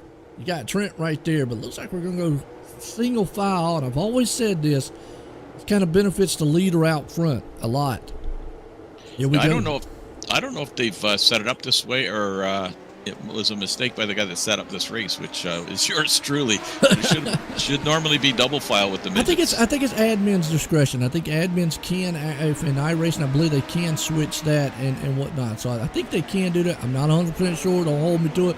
Nonetheless, green flag. John Hines going to try that low line. Remember earlier on with the 305s, we didn't see the low line come in. But John's going to see if I can't bring it to life. We've seen it with the midgets several times right now. John's there. Trent's up top trying to see if he can't defend him off. He's up on that cushion side of it. Kyle Parker's moved it up, though. But look at him. He is on a trailblaze to the front. He's taking a low line, letting that thing drift to the high side in the middle. He's up the fourth so far. Nicholas Victory hanging on back there. We got a huge battle happening about the mid-pack. That's 6th, 7th, and 8th place spot. Preston Kramer's in the middle of that one. Daniel Blau, Terry Landis. Well, that's just a who's who here at the GForce Racing League. Yeah, and they can't waste any time getting the front because Lane Snook, he's going to be, as you say, Joe, he's going to be gone. I mean, he's just going to be right out of there, right out of there. Yeah, and he's done it all night long, and he's loving this. I mean, he wants to see nothing but clean and green. Definitely don't want to see a yellow because right there, Trent's not able to run him down. Trying to see maybe who the fastest is on the track, and that would put Lane Snook as the fastest on the track. Kyle Parker would be your second one there. He is actually moving in on the back end a little bit, but now he's got Nicholas Victory breathing down his back deck lid there. As you see these three machines, Parker's high, Victory's low. You've got John right in front of him. Then you see Lane Snook way out there in the distance. Now, he's not moved away from the pack like he did before, but if this thing stays green. And I remember I mentioned that before earlier about those lap cars. Well, you start seeing them come into the picture. The more it goes green, that's what Snook has to deal with. Once you start getting in the lap traffic, it's just like we talk about as Bristol's weak. Well, Bristol's known for it, even on the asphalt side of things. Is once you get into traffic, it's a danger. Once you get into traffic, it's danger around every corner for the leader. Got one around. Chris Steele. Ouch. Back on the Malcolm Mills replay. See what happened to him. And he's that car down low right there. Just caught the bumps. And luckily, well, good job. Nobody got involved. Was able to spin it around. I'll give him a 8 out of 10 on the spin around there. It looked pretty good. Speaking of Chris Steele, up here in Canada, they're just announced the Knights of Thunder. It's a new 360 series, and Chris Steele has announced that he will be running that. So it'll be all over the province of Ontario. Oh, okay, cool. And you mentioned that too. We've got a lot of guys that run, obviously in the Canadian area, the U.S. area, that actually run dirt racing. And one most notably, we just talked to him, Lane Snook out front. He runs in real life. The small style midget style sprints out there. So a lot of these guys run. Kyle Parker, I know out there runs. So a multitude of them we could go through run in real life. So kind of transfers over. They use this as a tool to learn certain things, to get a little bit familiar. You've heard that time and time again.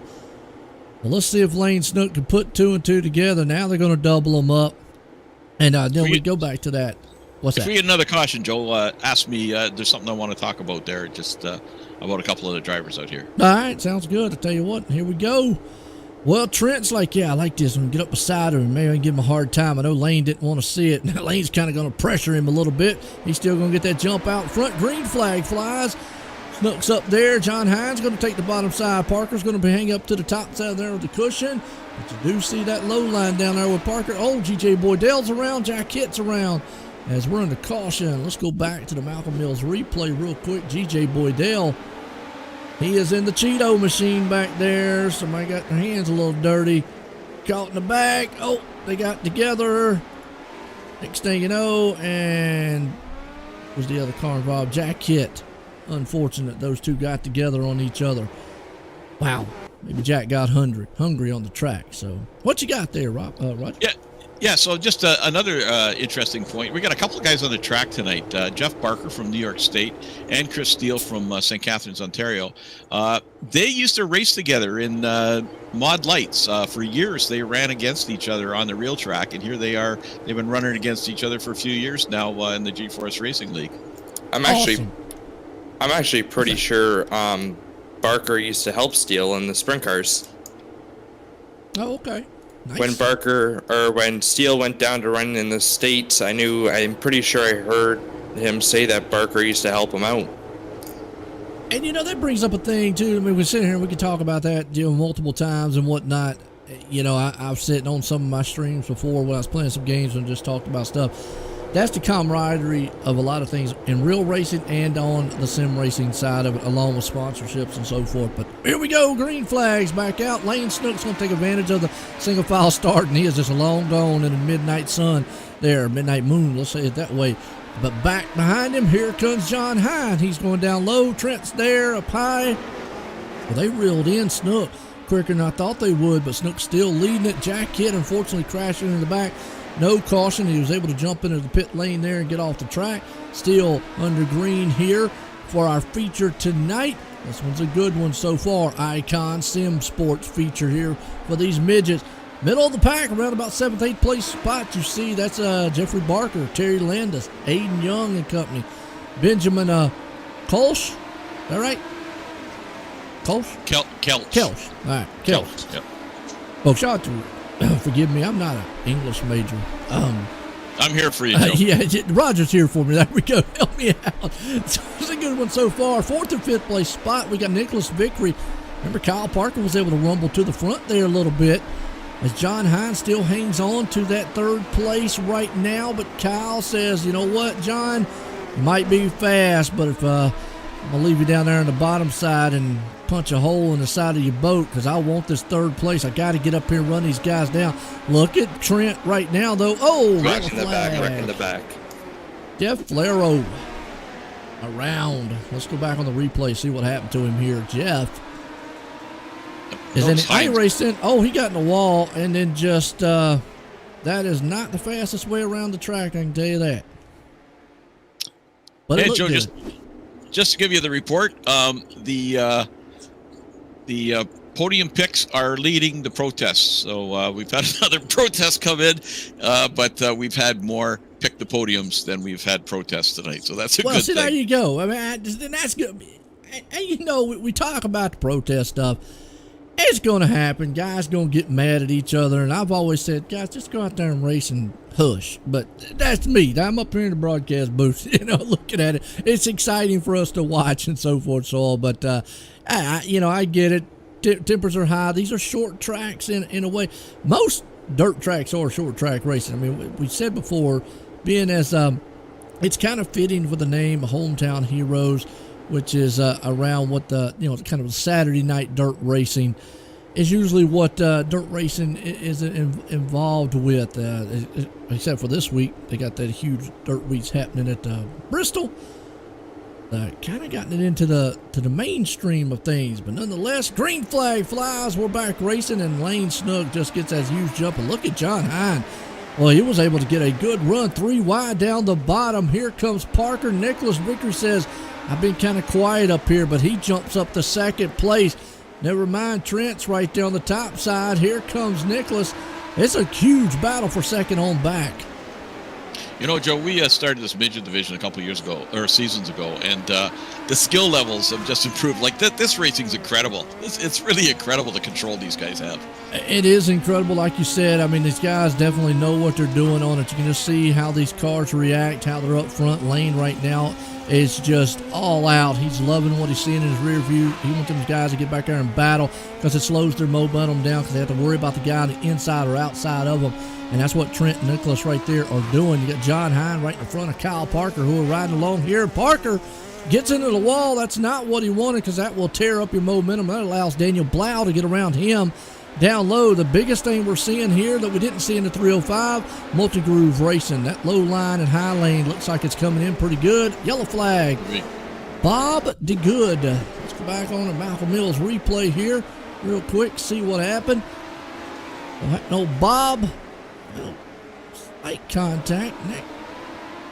Car got a little tight from there, and looks like Wyatt Whipple know where to go also, but a little slight contact there between the two. Doesn't take much with as light and as fast as these cars are to get in trouble. Yeah, Bob the Good. He's an interesting dude, man. Like I said, he's one of the retreads, but he drove a sportsman car in his younger days. He still works on a sprint car team currently, and then he has I think over 30 remote or radio controlled airplanes. So Nice. This guy's multi-talented. We got to get him on the podcast because he's got so many interesting stories to tell He and likes everything else. RC stuff like I do. Then there you go. Yeah. Love that stuff. Been for many years. Awesome there to see and hear. And like I said, a lot of guys got a lot of great hobbies out here.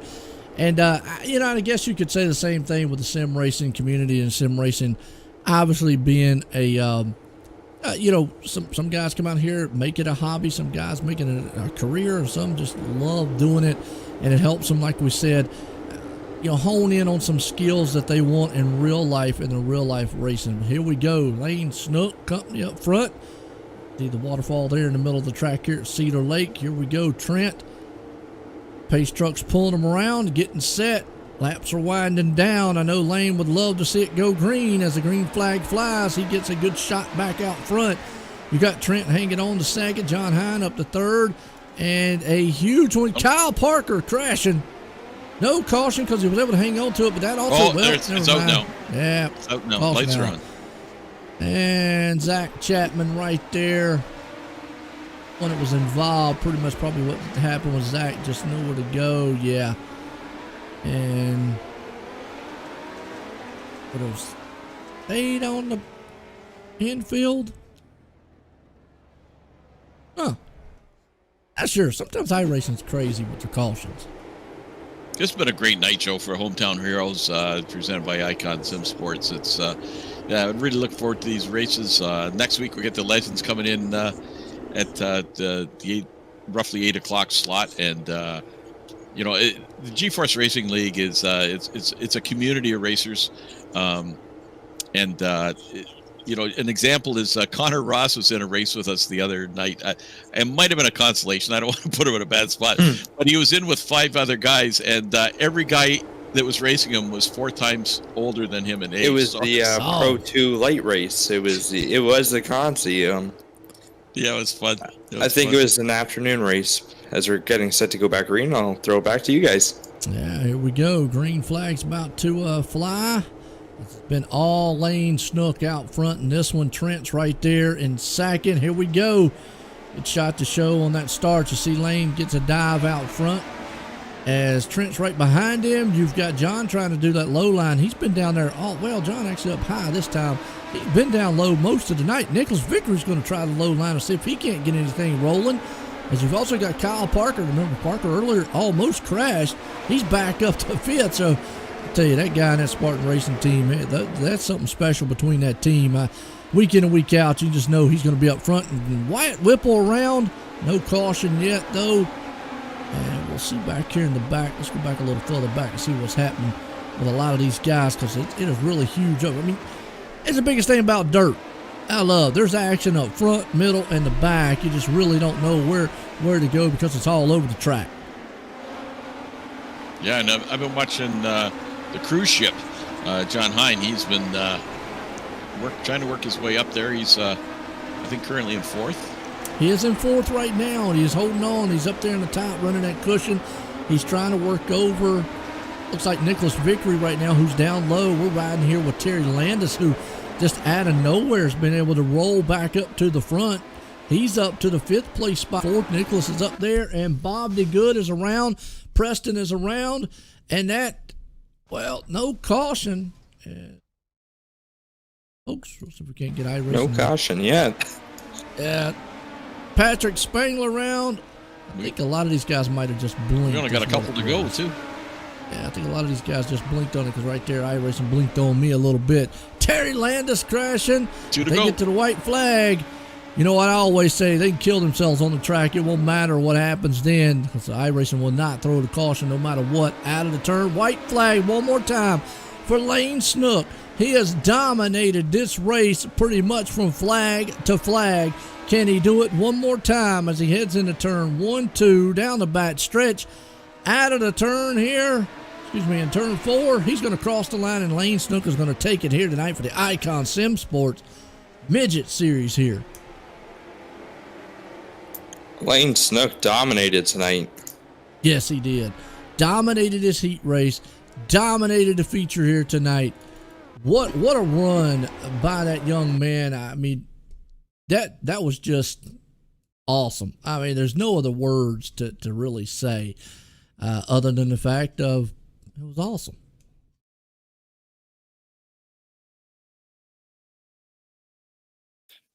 Come on over.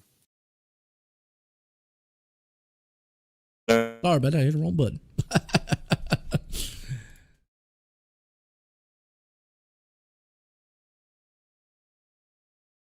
All right. Looks like we got a couple guys here. We'll get a word with them. We're at second place, man. Roger, you want to get a word here? Be Trent. All right, so we got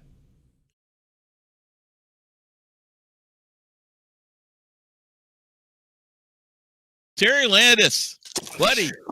What a What a workout, race. man. all right. I got to ask the question because my ticker's showing Landis in fourth. Did he finish third? Yeah, what's his name? DQ'd out. Oh, yeah. Sometimes the ticker won't update on at that end, so that's why I was saying showing Nicholas there. But man, okay. Oh yeah, my bad. Yeah. Yeah, well, you've had enough tough breaks, Terry. It's time you got a good break. So Yeah, I'll take it here. Congratulations, man. That was a great race. Connor, you got any questions for him? Yeah. You started 8th, so I mean, you weren't that far back, but you were further back than I assumed you wanted to be. What? You had a late race drive up to the front there. What were you looking for? How did you get up to the front? I just kept looking at my spot, my mark, which was getting the left front on that little bit of nice dirt there on the bottom, and it was just driving me right around the turn. Sometimes it felt like I was hooking the left front on those tires. I don't know if I was or not, but that was helping me too, I guess. I told the boys before the race, you're a bottom feeder, just like the real Kreitz team in real life, and it paid dividends tonight, buddy.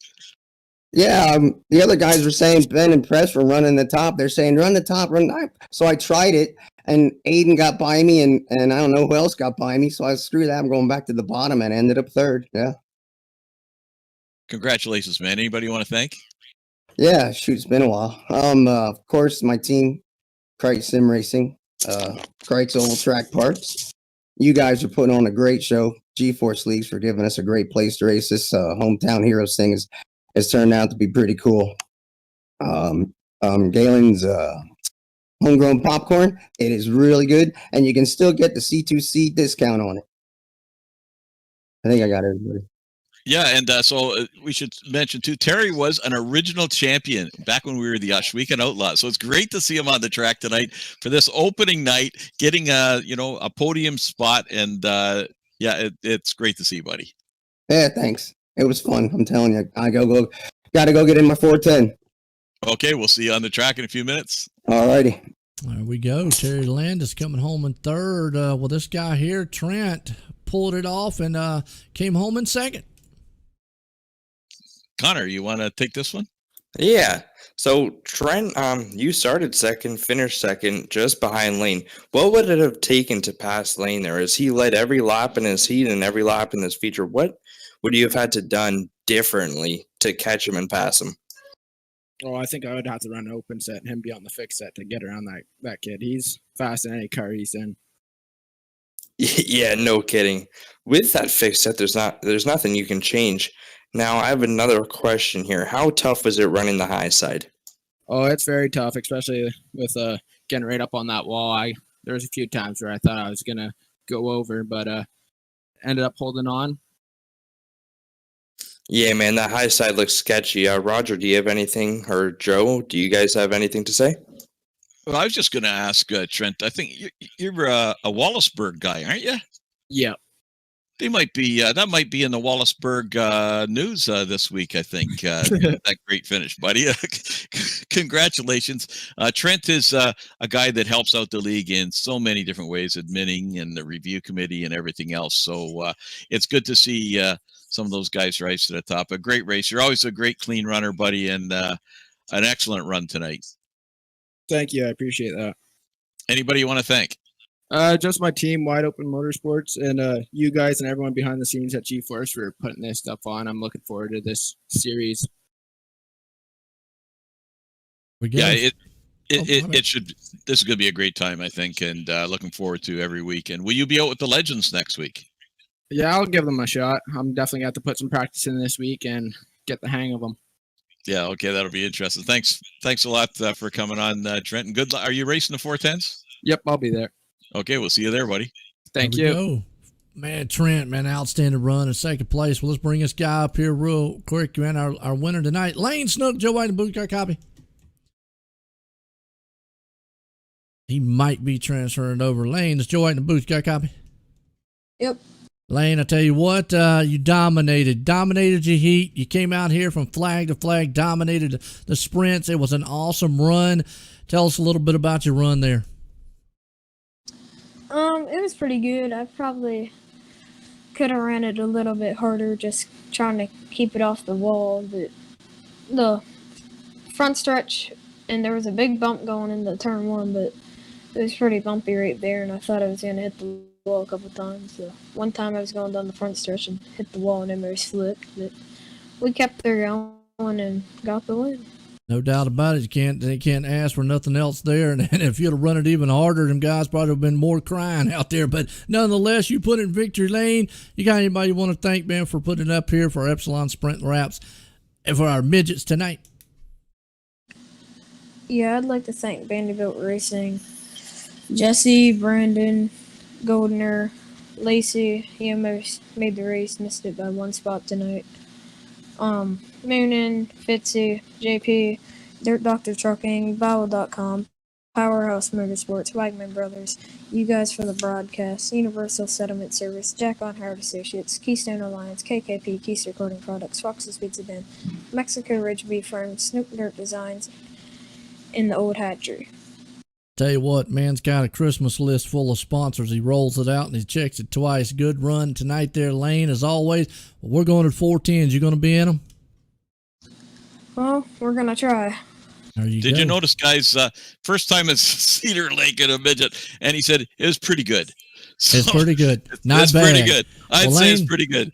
Yeah. Congratulations. We're going to head out of here. We're going to go to the 410s. There you go. It's your winner tonight. Again, congratulations, Lane. Thank you. Good luck, Lane. There we go. Well, I tell you what, guys, what a wild one here for the sprints. I tell you, folks, don't go anywhere because we're going to switch it over. We got 410s. We'll be right back.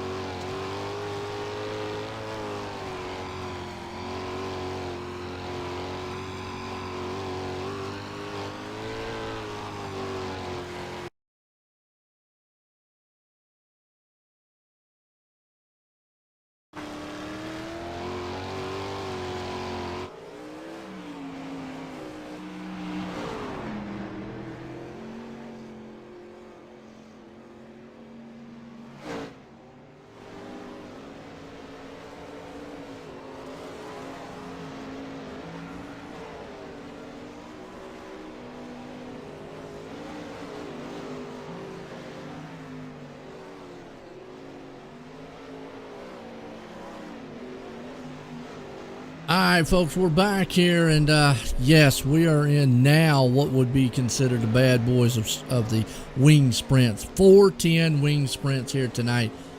It has been an awesome night here for the GForce Racing League and the Icon Sim Sports Hometown Heroes. As warm-ups underway here for these guys in the 410s, we've got Connor Ross, who has ran down the pit lane there and tried to locate someone to get a talk with us. Yeah, I'm just grabbing him now. I'm just dragging him up. I'm still new to this, so I got to do this first. Oh, that's all right. Keep talking for a second. Well, I mean, right now, pretty much the guys out there, we'll let Roger, he can talk. He knows. All right, I got someone here. Okay. Take it away, Connor. Sorry, John. I had to drag you up through all those channels. I'm new to this. Well, we're at the 410s now, and you just ran the midget race. You were top 3 the whole race, and then something happened where you slipped up. But, man, we're on the same team, and I know you're more than capable of winning here. What do you think it'll take to win tonight?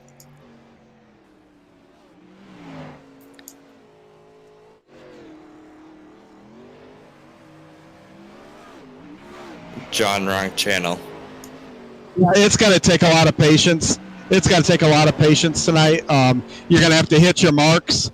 And, you know, that's what happened to me in the midget race. I got a little off my marks, hit the wall with the front of the nose, and knocked the toe out. And so you don't want to make that mistake here. So patience is what it's got to take.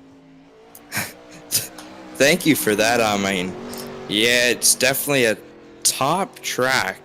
It's going to be the high side. And do you think it'll be a high side track, or do you think it's going to be multi-groove? I think it'll be multi-groove. I saw Landis, you know, catfishing his way to the top. The winner was up top, so the last one, and I think it's going to come down to who's got the best throttle control and where they're going to be running. So look forward to a good show. I think everyone's going to enjoy this. All right. Anyone you'd like to thank? It's excellent sprint wraps. My car looks good, and hopefully we can take them to the front. All right. Thank you. Have a good one, John. So, yeah, this has been a great night, guys. And we've got a great car count for the 410s. I'm surprised. I was a little concerned we might have a lot of shy guys not show up, but guys are showing up for this, and this is going to be just a great way to cap off tonight.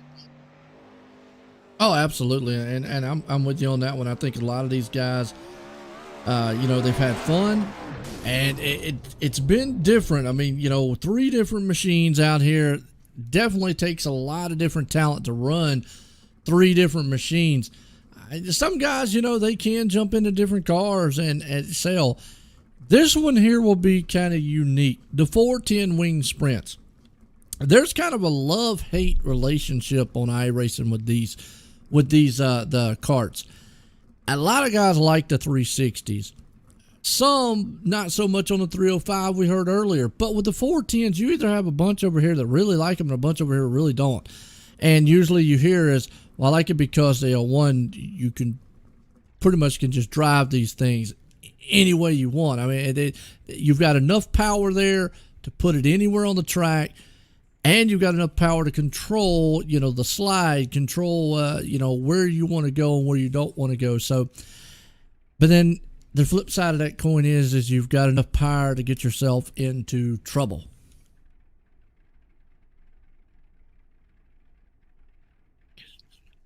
I'm just looking at, I don't think anybody won the pick the podium tonight. Nobody picked Lane Snook, and I think that would have been the natural.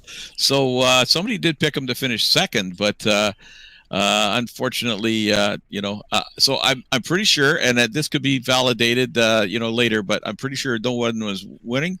So the Amazon card will be $20 next week. So, you know, we keep at it. It might be $100 by the end of the season. Who knows? It just keeps going up and up and up, buddy. That's crazy. I mean, you know, and it's, well, it's just like anything. It's, you know, we pick the winners just like a lottery out there. And is it just for the second race? Is that all we're doing it for?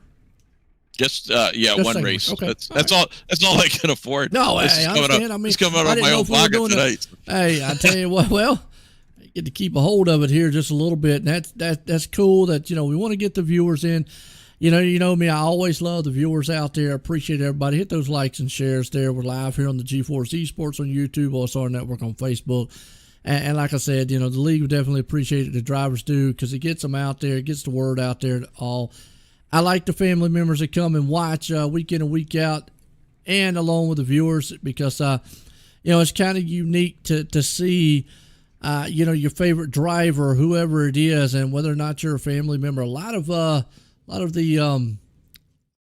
wives and girlfriends, significant other, whatever you want to say, come and watch them race here, and that's always a cool thing, because I get to interact with them a lot, not only just in this series but a lot of other series, and I enjoy it. So definitely, it's entertaining.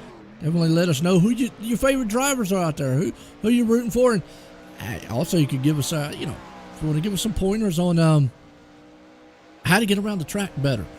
Me, I would just need somebody else to drive the car. That would just be all I would need. So there you go. Yeah, and I'm looking at the lineup we got. We got some good experienced drivers here, but just like your local track, sometimes a guy gets a chance to get in somebody else's car and run. So we've got a few guys that might be a little bit out of their comfort zone, but time will tell. And hopefully, at least there's just a reset button here. Nobody's wrecking anybody's cars tonight. No doubt. What's that? So I was just gonna say, so far John is top of the board right now as we just talked to him. Yes, he is. We're in our qualifying here. Spartan Racing team qualifying here tonight. And like you said, man, throwing down quick time, John Hine out there. So he's definitely got a speedboat out with 11.60 time. We'll have to see if anybody can knock him off. Definitely got to get a shout out to our Gambling Motorsports, who had our pre-race show earlier, who John Hine was on. And Gambling Motorsports is an e-race sports team. They do dirt, they do sports cars, asphalt, oval, endurance racing. Check them out on Facebook at Gambling Motorsports. Obviously, check out Spartan Racing Team, because they're a race team that is combined with USA, Canadian drivers.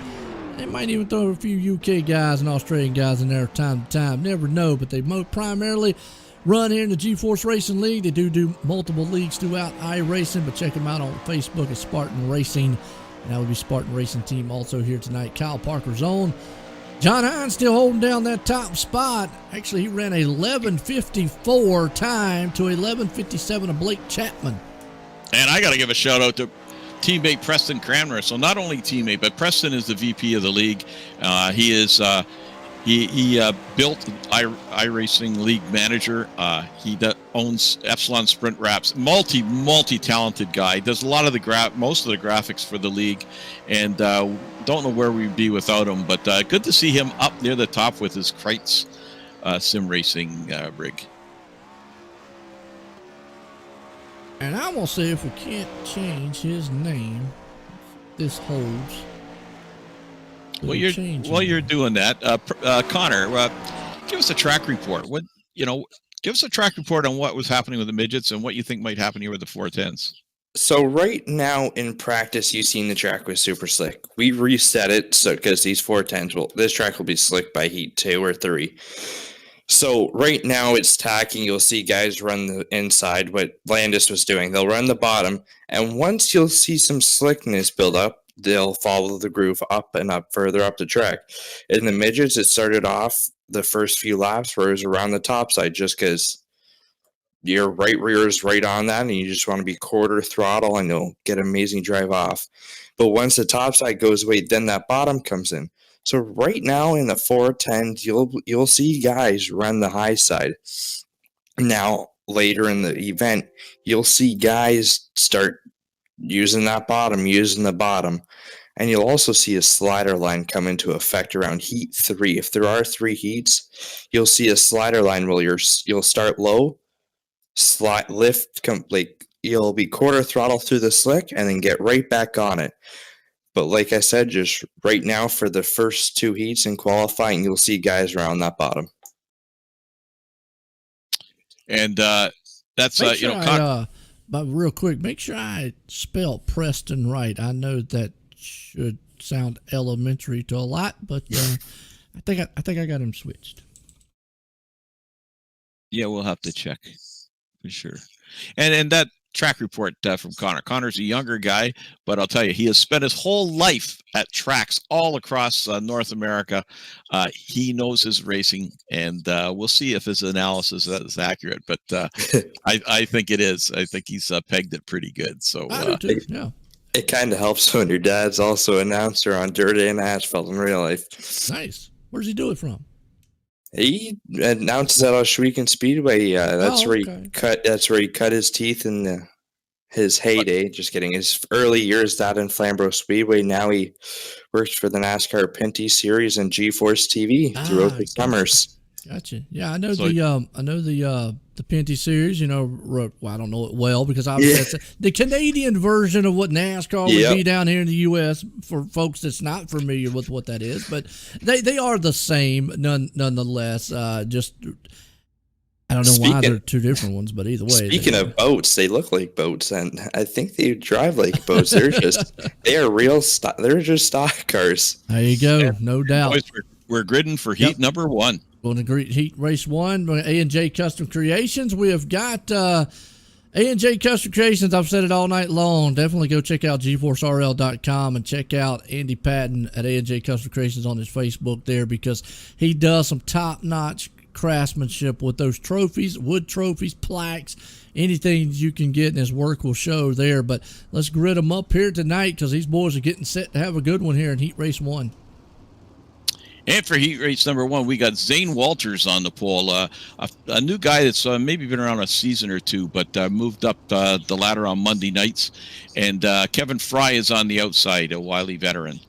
Row 2, Brian Moore Jr., and the guy we just talked to a while ago, John Hine, on the outside of row 2. Row 3 will bring you Aiden Young Gun, and Daniel Vaught. And in row 7, the Texas Tornado, Tom Taylor, and Chad Cote. Don't know what he's doing at the back, but watch for Chad. Chad is a guy to watch for sure. Maybe he didn't take a qualifier. I think he's more of a slick track type of guy, as you've seen in that 305 race. So we'll be watching for him as the night goes on for sure. Right, like you said, man, we are getting set here for our heat race 1 tonight. But there, folks, I was tapping the little buttons, but the green flag flies. We're racing. John Hine out front. These are the 410s. These are about the baddest things you can get as far as wing sprints go here. And you already see Zane Walters right there. Looks like one of the lap cars in front of John.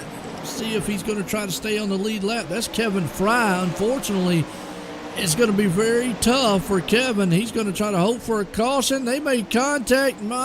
Usually not what you want to see, because that just cost Zane Walters right there. And I got to take it back. Talked about protest all night long. You're probably going to get one on that, because that is the old hey, look, you're right there on the tail end of the lead lap or lap car. I'm fast, leader, get out the way style thing. But nonetheless, you can already see just how quick and nimble these 410 wing sprints are. Brian Moore's in second. Chad Cote, who won earlier tonight in the 305s. Let's see if he can get it done in the 410.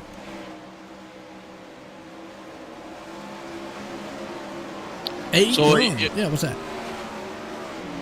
Go ahead, Joel. I'll catch up later. Well, I'm just saying, Aiden Young right there hanging on the 4th. You got Daniel Vaught breathing down his back end in the 5th place spot. As a white flag flies, it's just how quick it is. They're running 11-second bad fast times, but look out. John Hine, we spoke with earlier, out of 3 and 4, is going to put it into A&J Custom Creations Heat Race 1. And 4th place man's going to lock himself into the feature. Aiden Young is coming out of 4. Looking good there, too.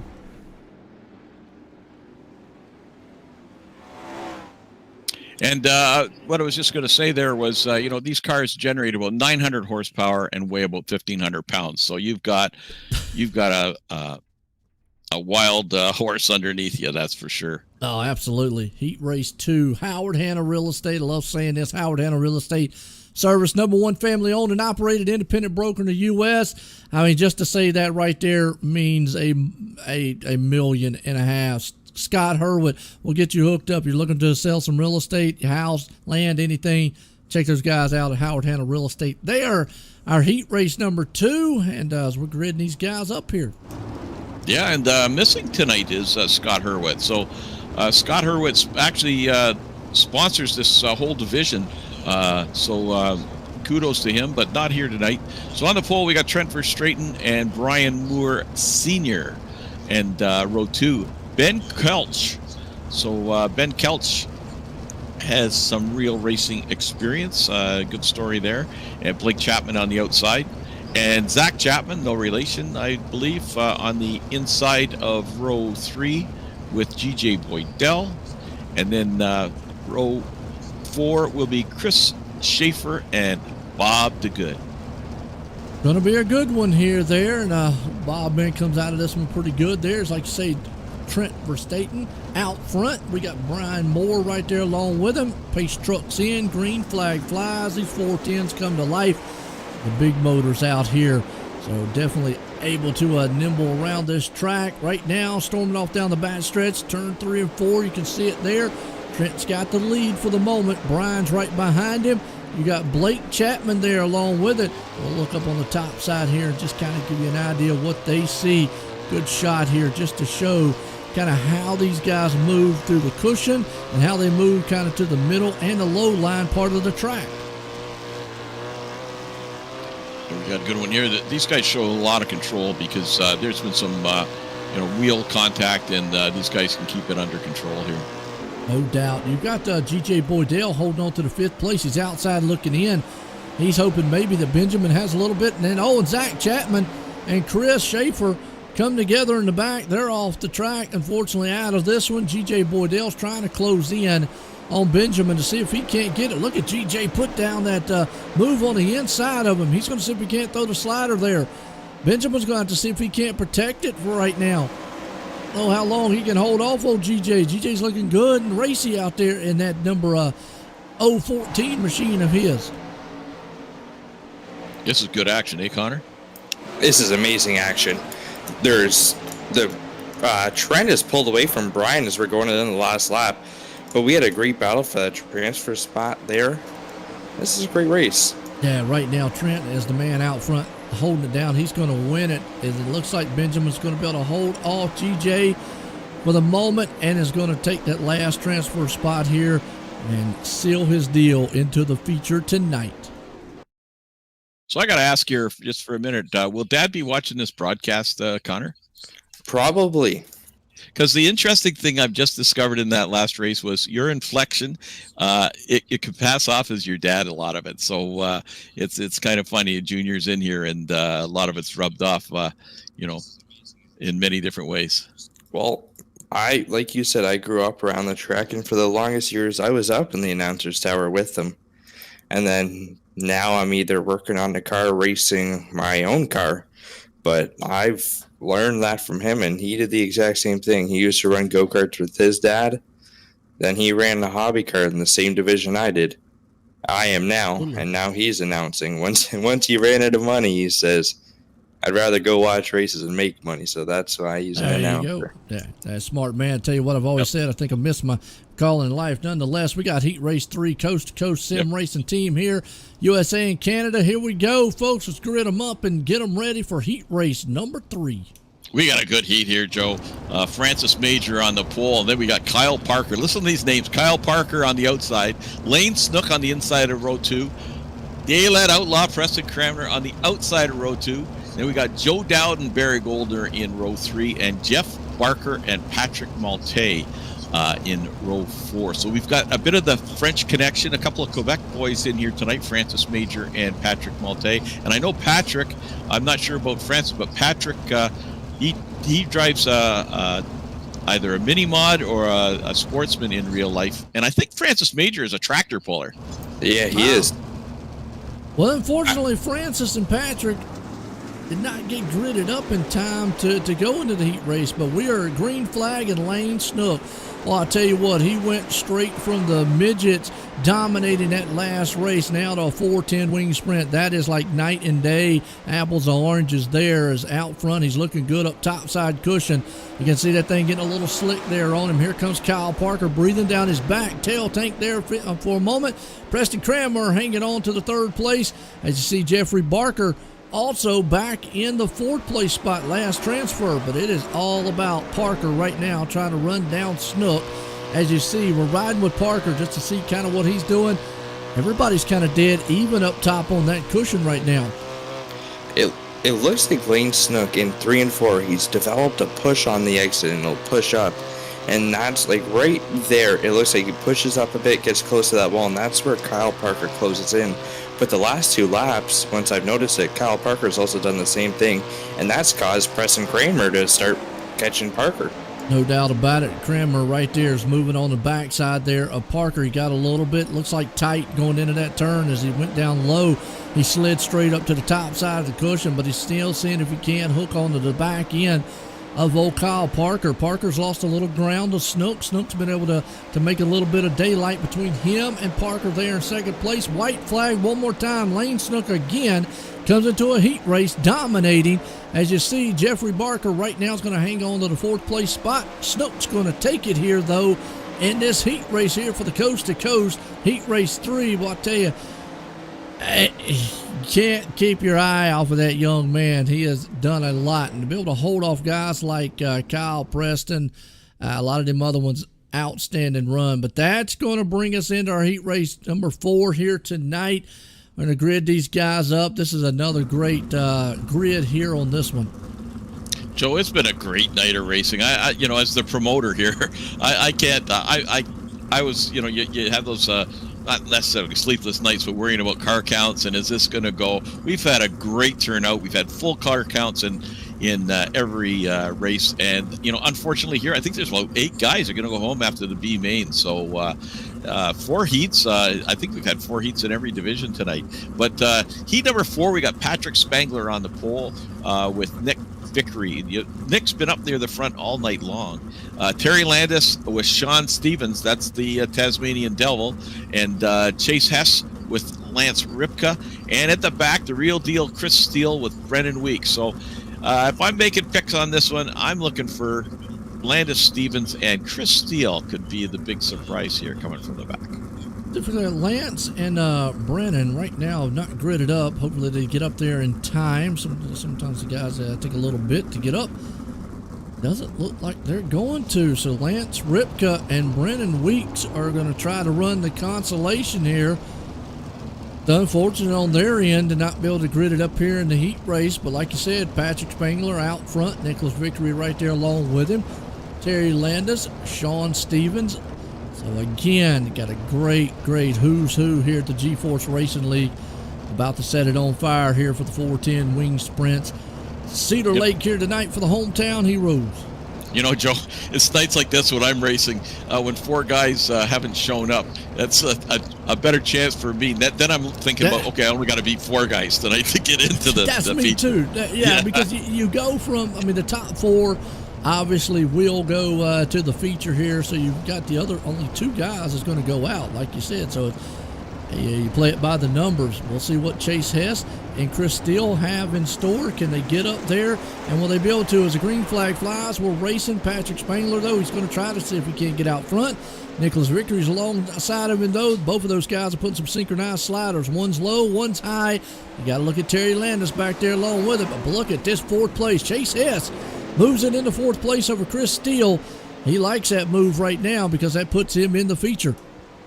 Landis just went to the concession stand all of a sudden. He did. I mean, out of it, crashed. Unfortunate there for Landis and Lance Ripka and Brendan not being able to get it. So that puts Chris Steele right here outside looking in, but he has given Chase Hess all he can to try to get that 4th place spot away from him. Now he's falling off the pace just a little bit.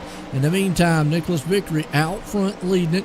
Patrick Spangler now has to hold off old Sean Stevens there for the 2nd place spot. Let's see what they look like as they rumble around Cedar Lake.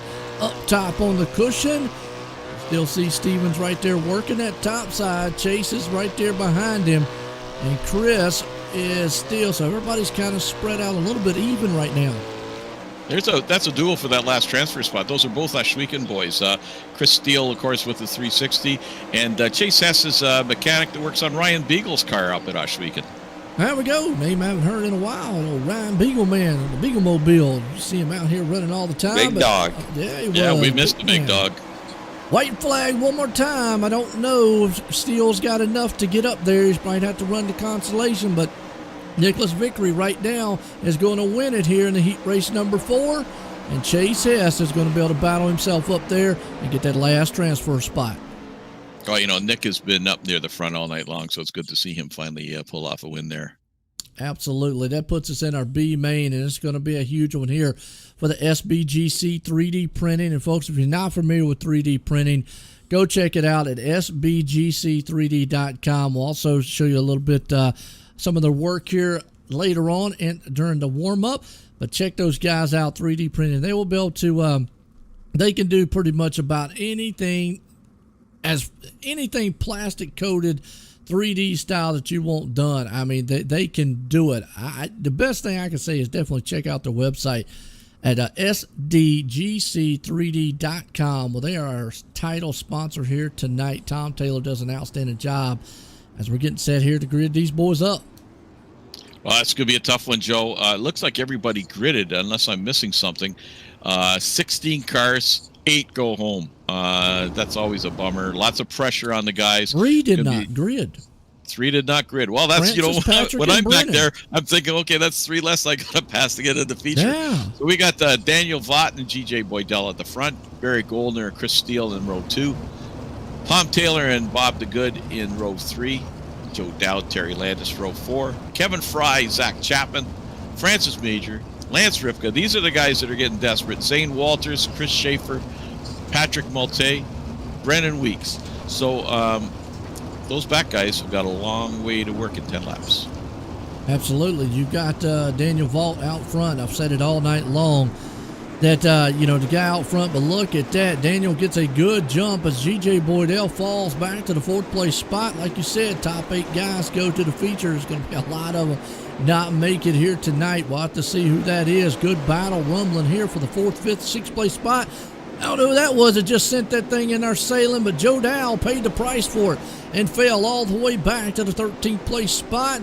See if we can't get it who that was. I think it was Kevin Fry. I believe it was. I think yeah, right there was a bit of neck code there as I was looking at. Let's go back and watch it one more time. We'll watch from Joe Dow on the replay real quick. We can see him, and boom. They touched a little bit on tires, and we've mentioned that a couple times. This is something you do not want to do on an open wheel. Got another car. Lance Ripka upside down and out of it. Unfortunately, Lance Ripka now outside looking in was able to get that thing sit back up. But you want to talk about the 8th place spot? That's Zach Chapman. We're not used to seeing that name back there outside and Zane looking Walters in. right in there too, man. It's a battle. It is. Terry Landis, though, he's got a little cushion in front of those 2 guys. Zane Walters there and Zach Chapman. Zane's got it. Chapman wants it right now, so he's hoping maybe some of the guys in the front. Looks like right now Chapman is having a little hard time getting that car to do what he wants it to do down low. And, it's really, really getting tight back here at the back. That's for sure. A lot of pressure. Is. Absolutely, as the laps wind down. Bob DeGood out of this one, and still it puts Zach Chapman right there. And up front, we got a battle. You've got that man, Daniel Vault, hanging on to it. Tom Taylor, look at this, moving up the 2nd place spot, looking good with Kevin Fry hanging on the 3rd.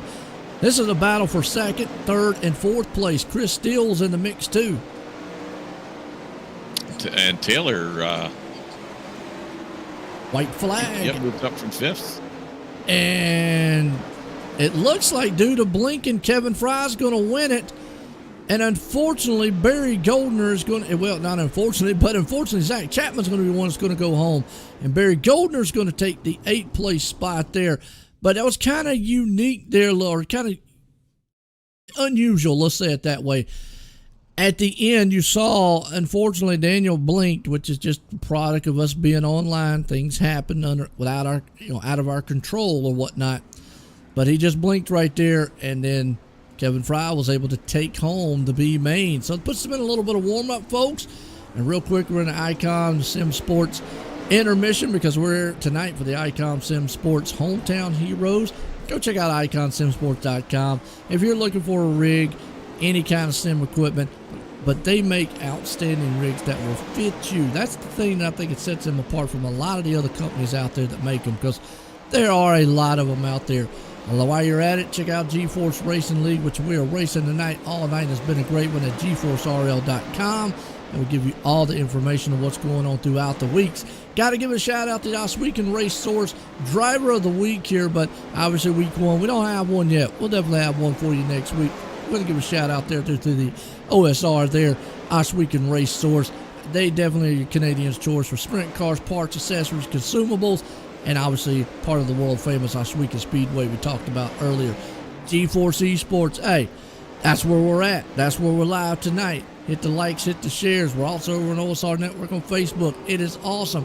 They broadcast Monday, Wednesday, Thursday, and Friday all week long there in the GForce Esports on YouTube, so definitely check it out. Folks, we'll be right back here in just a few. We're going to word from our sponsors, and then we're going to talk with some drivers. We'll be right back.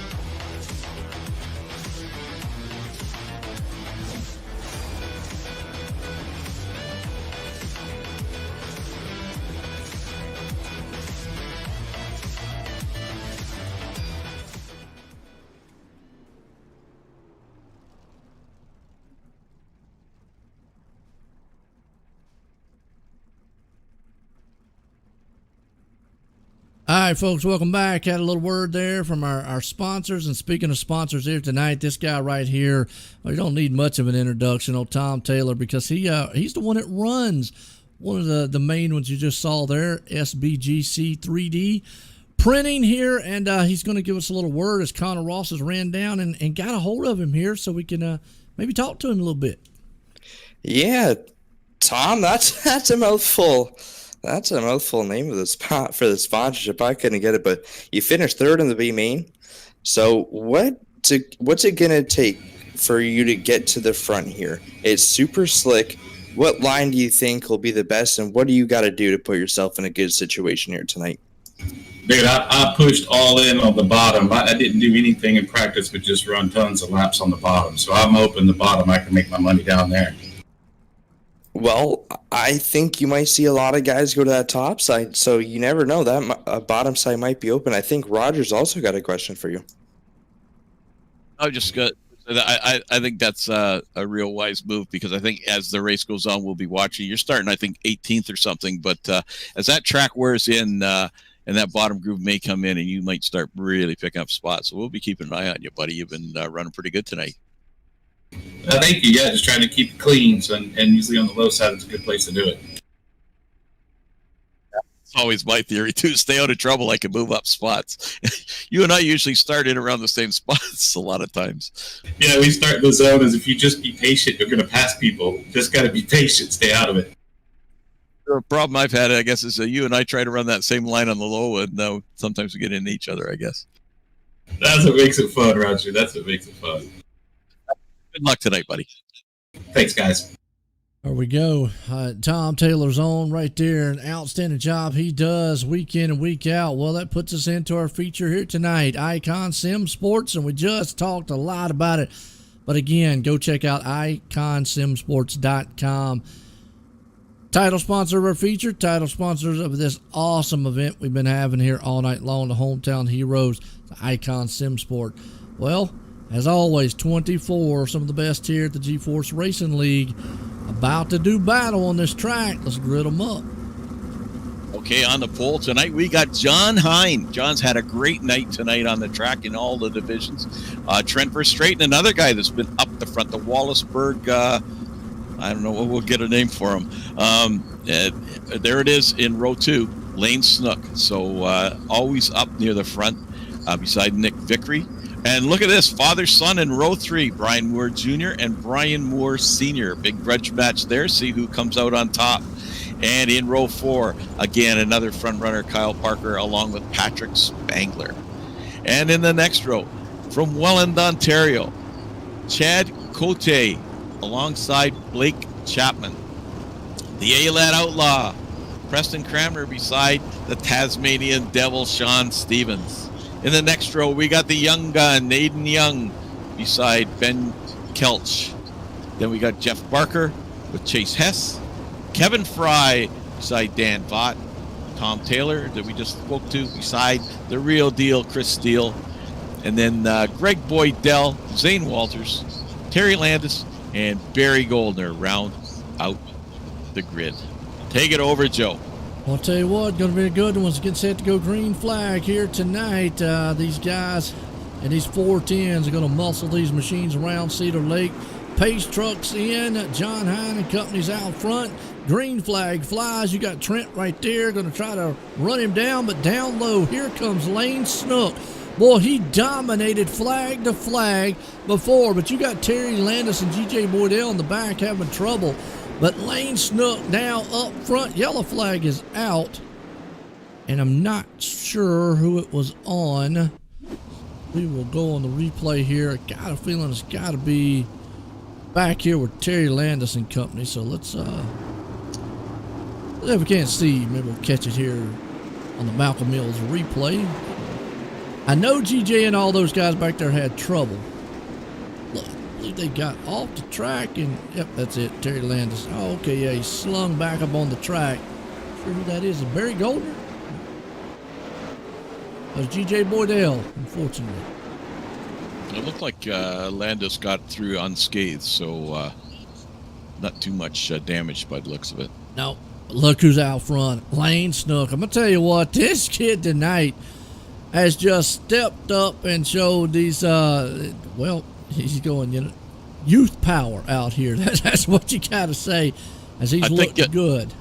Lane is probably the youngest guy in the league. You know, the average age of our league, believe it or not, we got about 300 members. The average age is 38.5.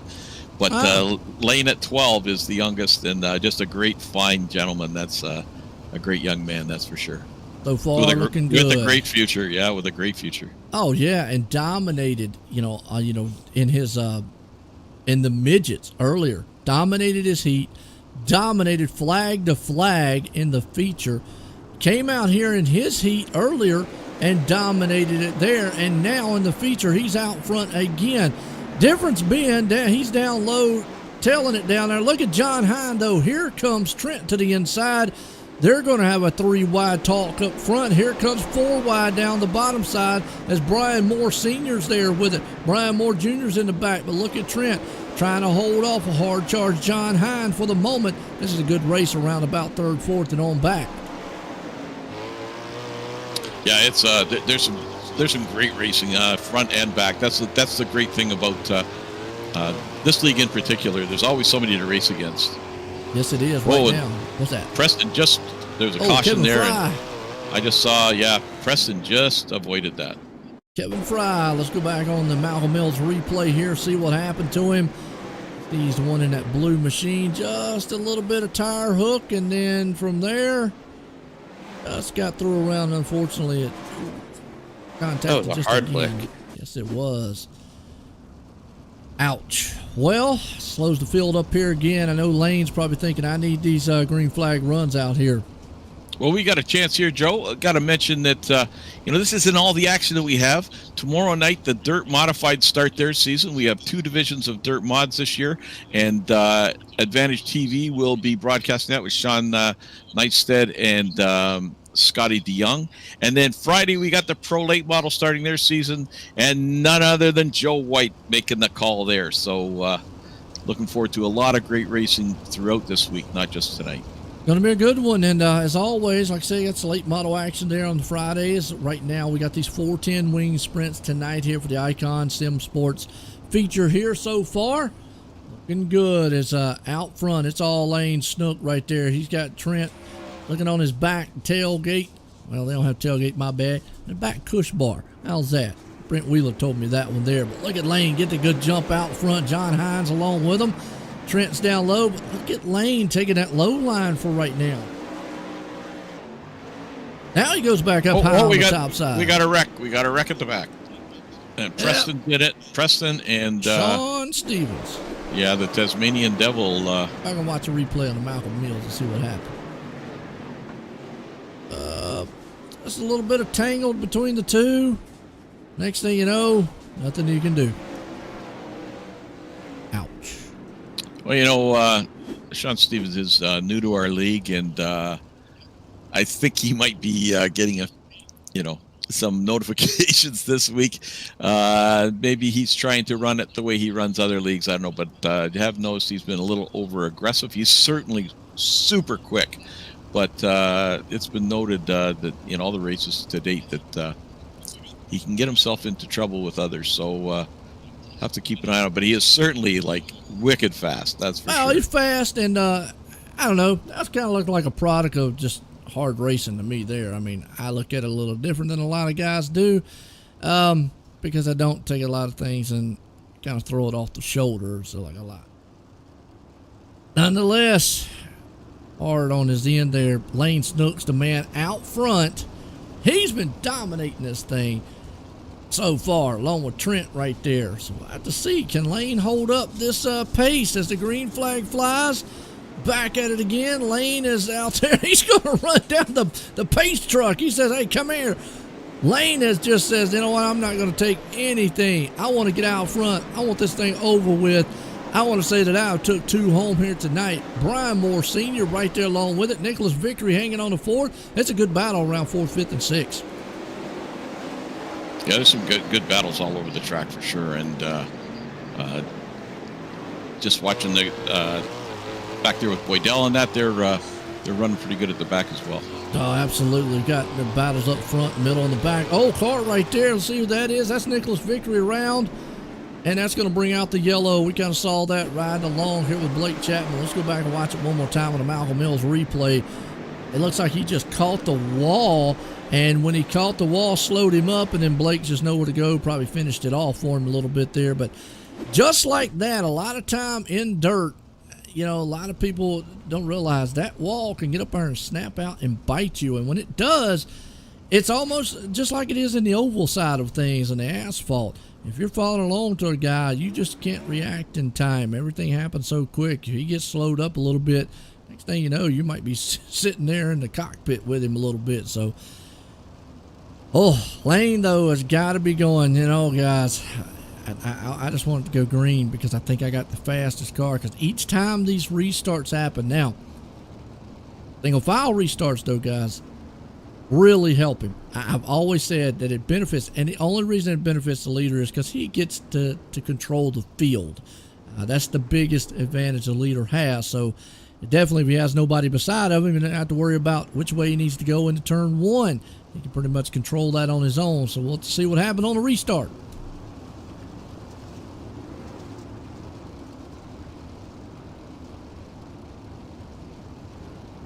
Trent's going to hang on to second. Green flag. Well, Green got called back. Okay. So you can say these guys were about to go.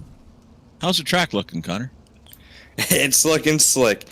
In the warm-ups, it's very bumpy, especially out of the corners on the exit. It gets super bumpy, and depending on how hard you get in the gas, you're going to slide that rear end out, and you can hit that wall, and that'll do some damage to the rear end.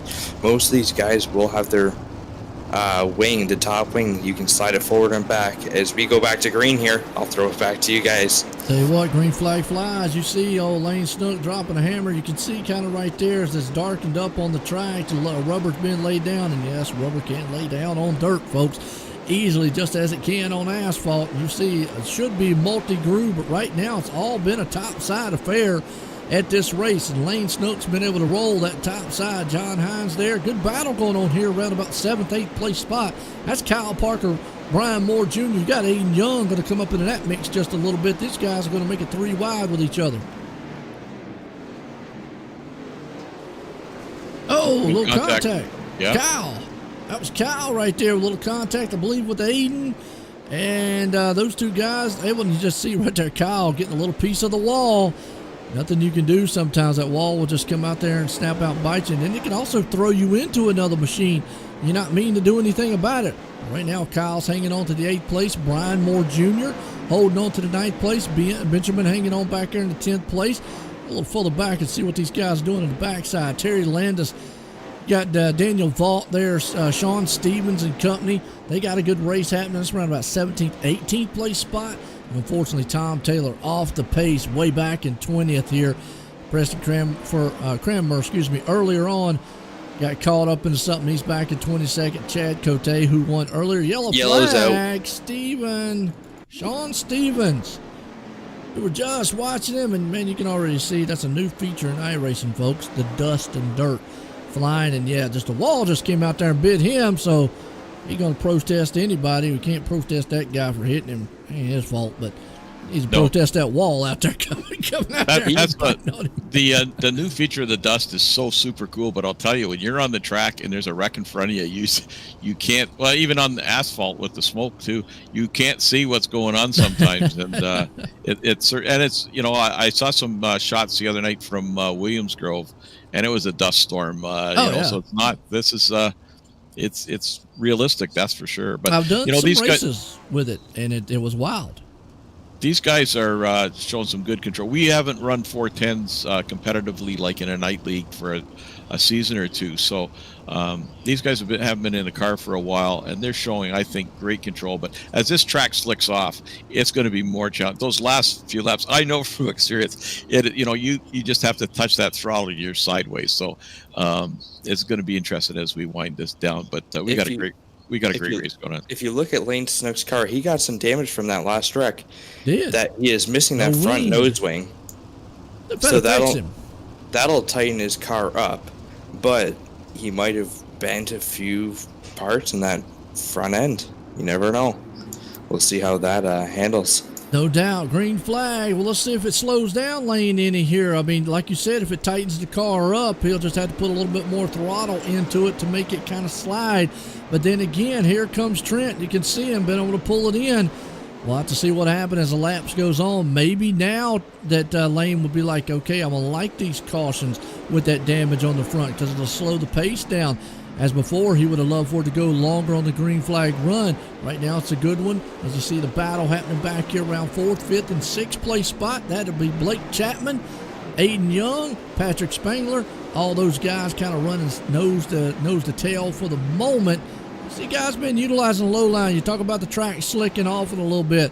Well, when it slicks off, you're able to use that low line. You kind of should have some multi-grooves coming in.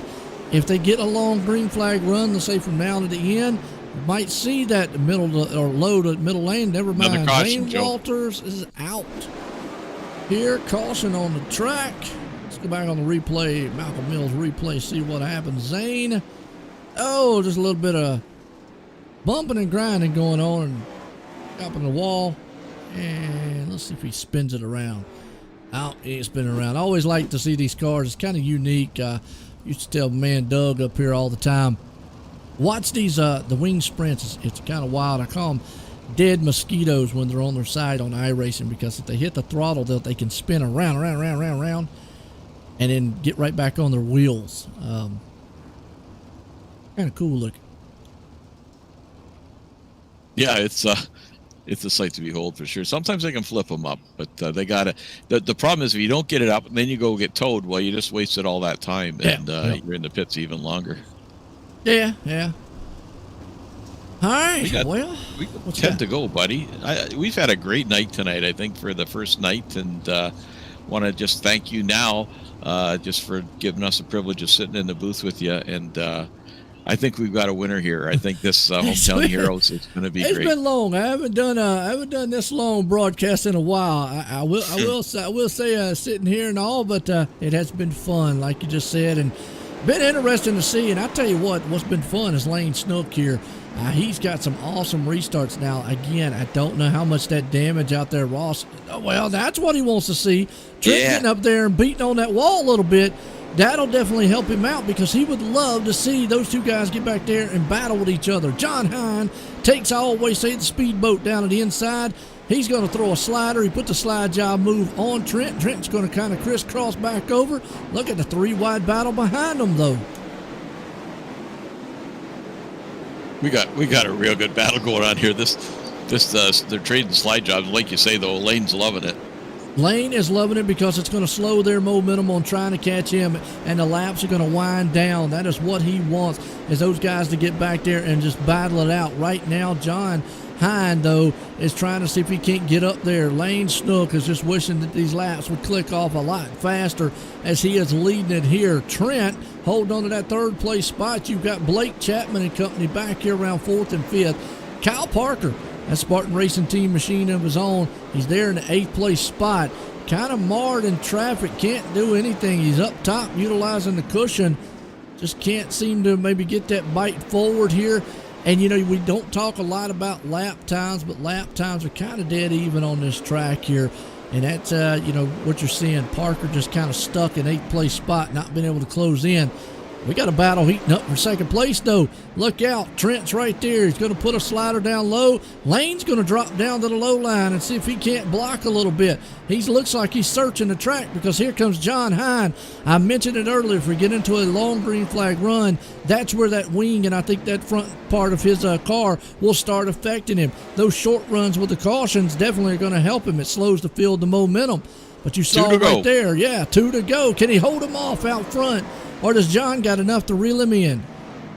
You might see a last corner slide job depending on the run that John Hine gets off corner 1 and 2 here.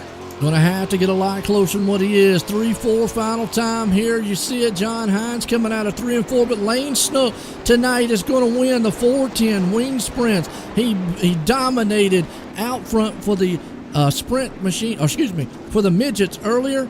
He came out here in the 410 wing sprints, folks, and dominated here tonight in those with damage. I want to tell you, you want to talk about a young man that's probably going to be ecstatic right there. He's going to be ecstatic over that run.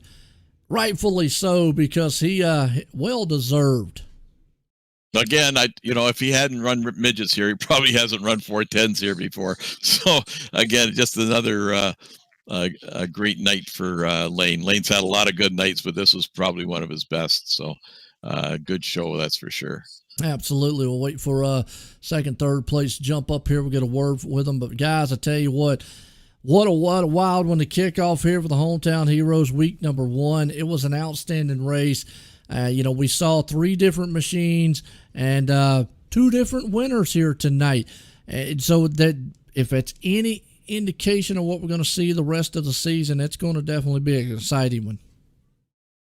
Oh, you know what? I couldn't be happier. Like I say, as a promoter, tonight was a great start, and we got some great plans coming together. We were, busy wrapping up last season, scheduling all the races, all the 20 divisions. So we haven't had enough time to focus on this as much as we wanted to, and it's going to get just better and better.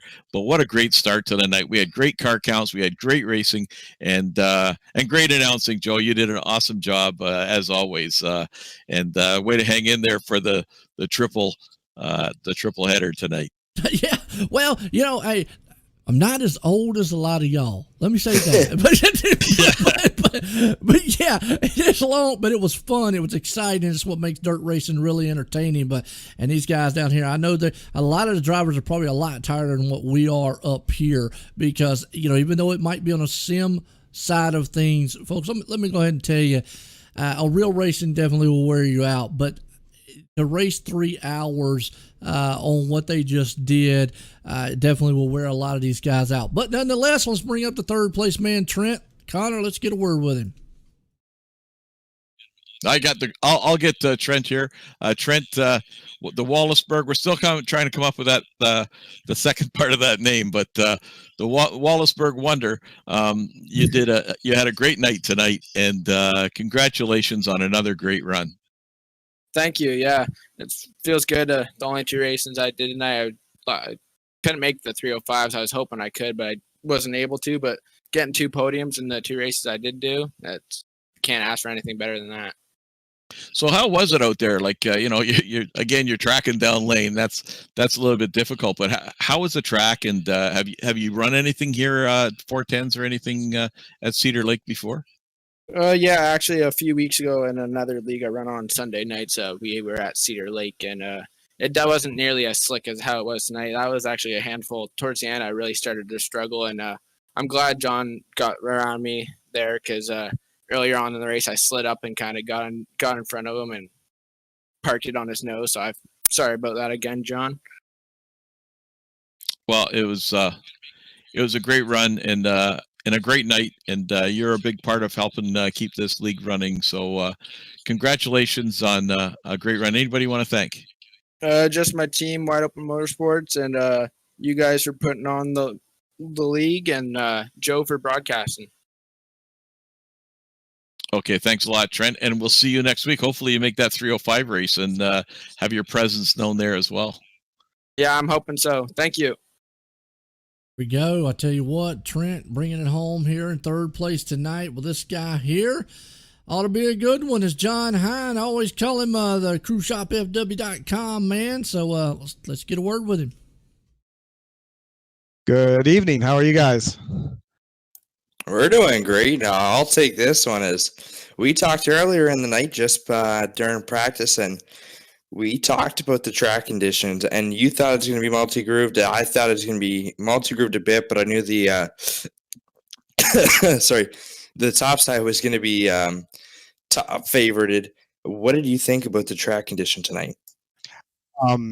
Boy, I tell you what, it was tricky. There's no 2 ways around it, but it was a lot of fun. I got around Trent for second going through the middle while those guys are up top.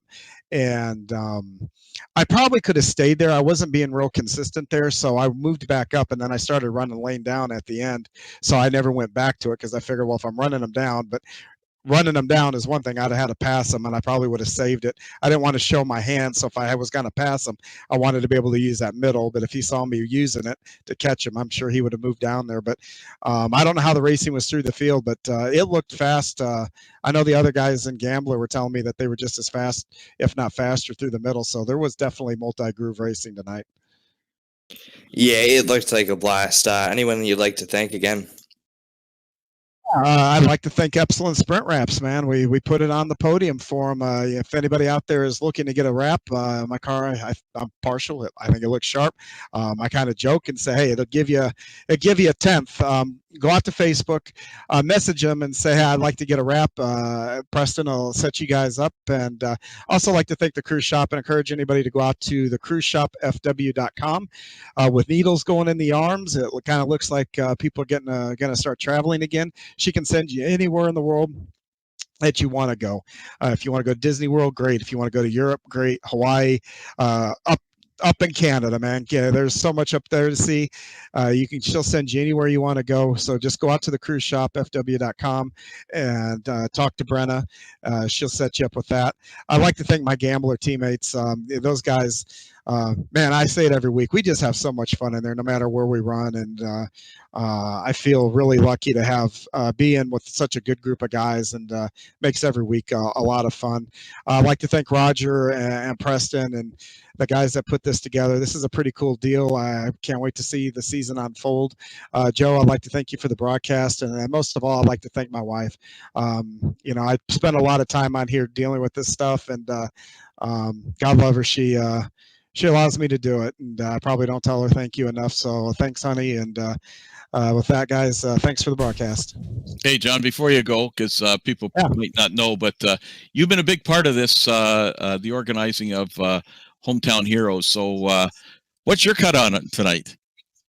You know, I watching the first two races and being a part of them, I thought the racing, it did what this track provided what we had hoped. I saw racing all over the track across all three divisions tonight. I thought it was neat. Connor startled me, pulling me up for an interview. So I hope from a driver standpoint that guys that got to get interviewed, I hope they had fun with it.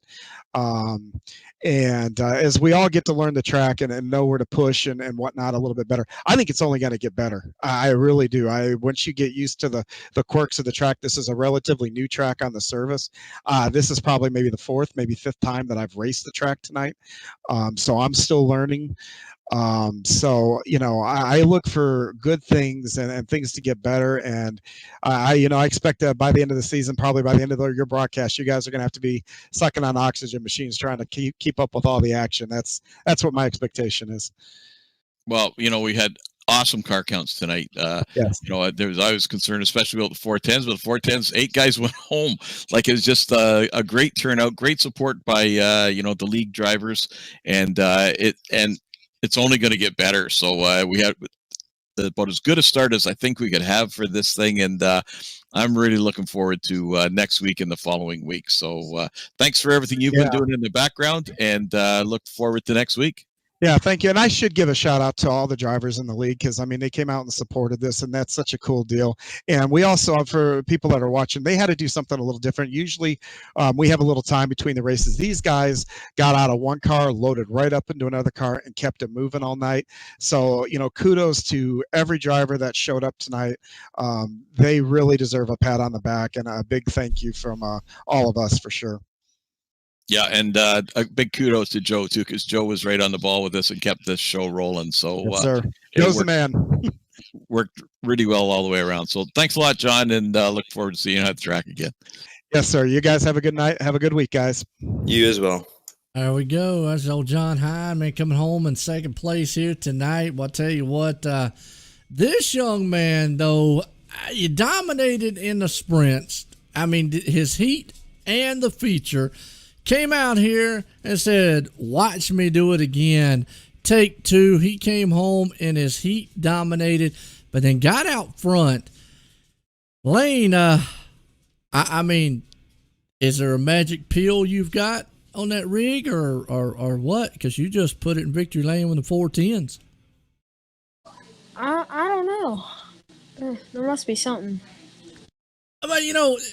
I like that. He comes up, guys, I really don't know. I think I'm just good. That's the kind of what I'm getting there is, man, it was outstanding to see. Now I got to ask, we noticed, Ross and them noticed that you had some damage. Was you worried about that front end wing being gone there late in the race? 100%. I was out of control so much, probably the most I've ever been before. And missing the front wing definitely did not help. Got to ask this too. With that, if you can drive that thing that good without a wing, what can you do on 3 tires? Because that's what it's going to take to probably slow you down. You did an outstanding job tonight, and you look good rocketing in that 410 around, and even the sprint you did earlier here. But did you want to see the long green flag, or did you want to see those cautions late? I really don't know. I think it would have been better if it was long green flag on, just get it over with, but I guess it didn't really matter. Joe, if I could just jump in here for a second, Lane, we call him Fast Lane, but maybe we're going to have to rename him Dominator. So the interesting thing is Brandon Schultz, who is a Dominator in our league, has taken Lane under his wing. But the thing to point out tonight is this is a fixed setup division. So he didn't have some fancy setup or anything like that. This is just his skill sets, coming to the fore. So kudos to you, Lane. You're just dominating here, and it's good to see, buddy. Thank you. Good run there, and forgot what I was going to ask you next, but nonetheless, you got anybody you want to thank for the win tonight? Yeah, I'd like to thank Velocity Designs, everybody at Vanderbilt Racing, Jesse, Brandon, Steven, Lacey, Fitzy, Moonin, JP, Dirt Doctor Trucking, Bowel.com, Powerhouse Motorsports, Wagner Brothers, you guys for the broadcast, Universal Settlement Service, Deck on Howard Associates, Keystone Alliance, KKP, Keystone Burning Products, Fox's Pizza Den, Mexico Ridge Beef Farm, Snoop Dick Designs, and The Old Hatchery. Tell you what, just like a list just sprawled out there, that was awesome to read and listen to on your sponsors. I got it now. How tired are you compared to maybe some of these older gentlemen out here? I feel perfectly fine, honestly. There you go, Joe. Well, there you go, Joe. We're all wiped. Yeah, see, look, I knew that was coming. I had to ask on that one. The young man out here showing him what it's like and what it needs to, and what you need to do and what it takes on the speedway. Again, Lane, congratulations on that win tonight. Thank you. There we go, Lane Snook.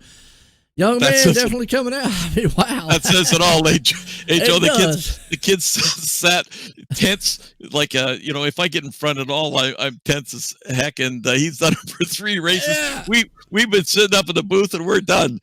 Yeah, and that's the thing. I mean, did not take anything away from the talent, but, it is a workout. We really haven't really talked about it. And again, there's a lot of things I've talked about. I get to talk more when I do my NASCAR races throughout the week and get to talk about sim racing and leagues and drivers and all. Dirt just goes by so fast. But that just shows you right there the amount of stress or what work that it takes, even on the sim side of it. These guys, what they put into the night, well, youth definitely does pay off.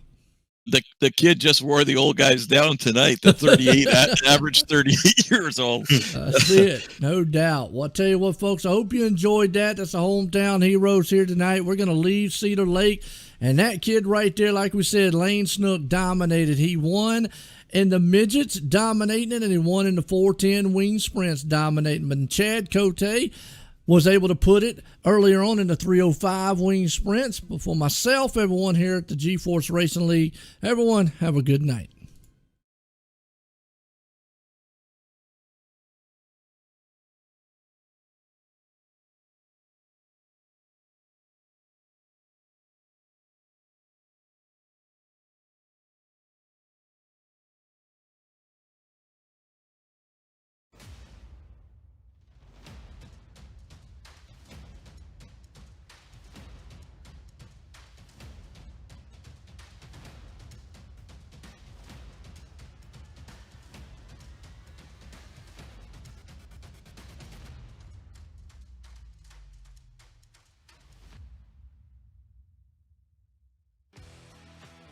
Introducing GForce TV. GForceTV.net is your new source for action overload. Featuring free live programming year-round and countless hours of on-demand video, GForce TV will be your first stop whenever you want to see the latest and hottest racing action. See live Friday Night Excitement weekly from Washouican Speedway, and watch the stars of tomorrow make a name for themselves during Thursday night's live microsprint racing. GForce TV is also the new home for Rivals Race Chat. Watch weekly as Clinton Jeffrey and Adam Ross discuss all the hot topics in the world of motorsports. For iRacing fans, GForce TV has you covered with hours of live broadcasting from Rivals and GForce TV racing leagues. GForce TV promises to deliver motorsports, esports, and action sports you want to see, along with talk shows and vlogs to keep you connected to the lifestyle you love. Visit GForceTV.net today to subscribe for free. Sit back, hold on, and feel the G's on GForce TV.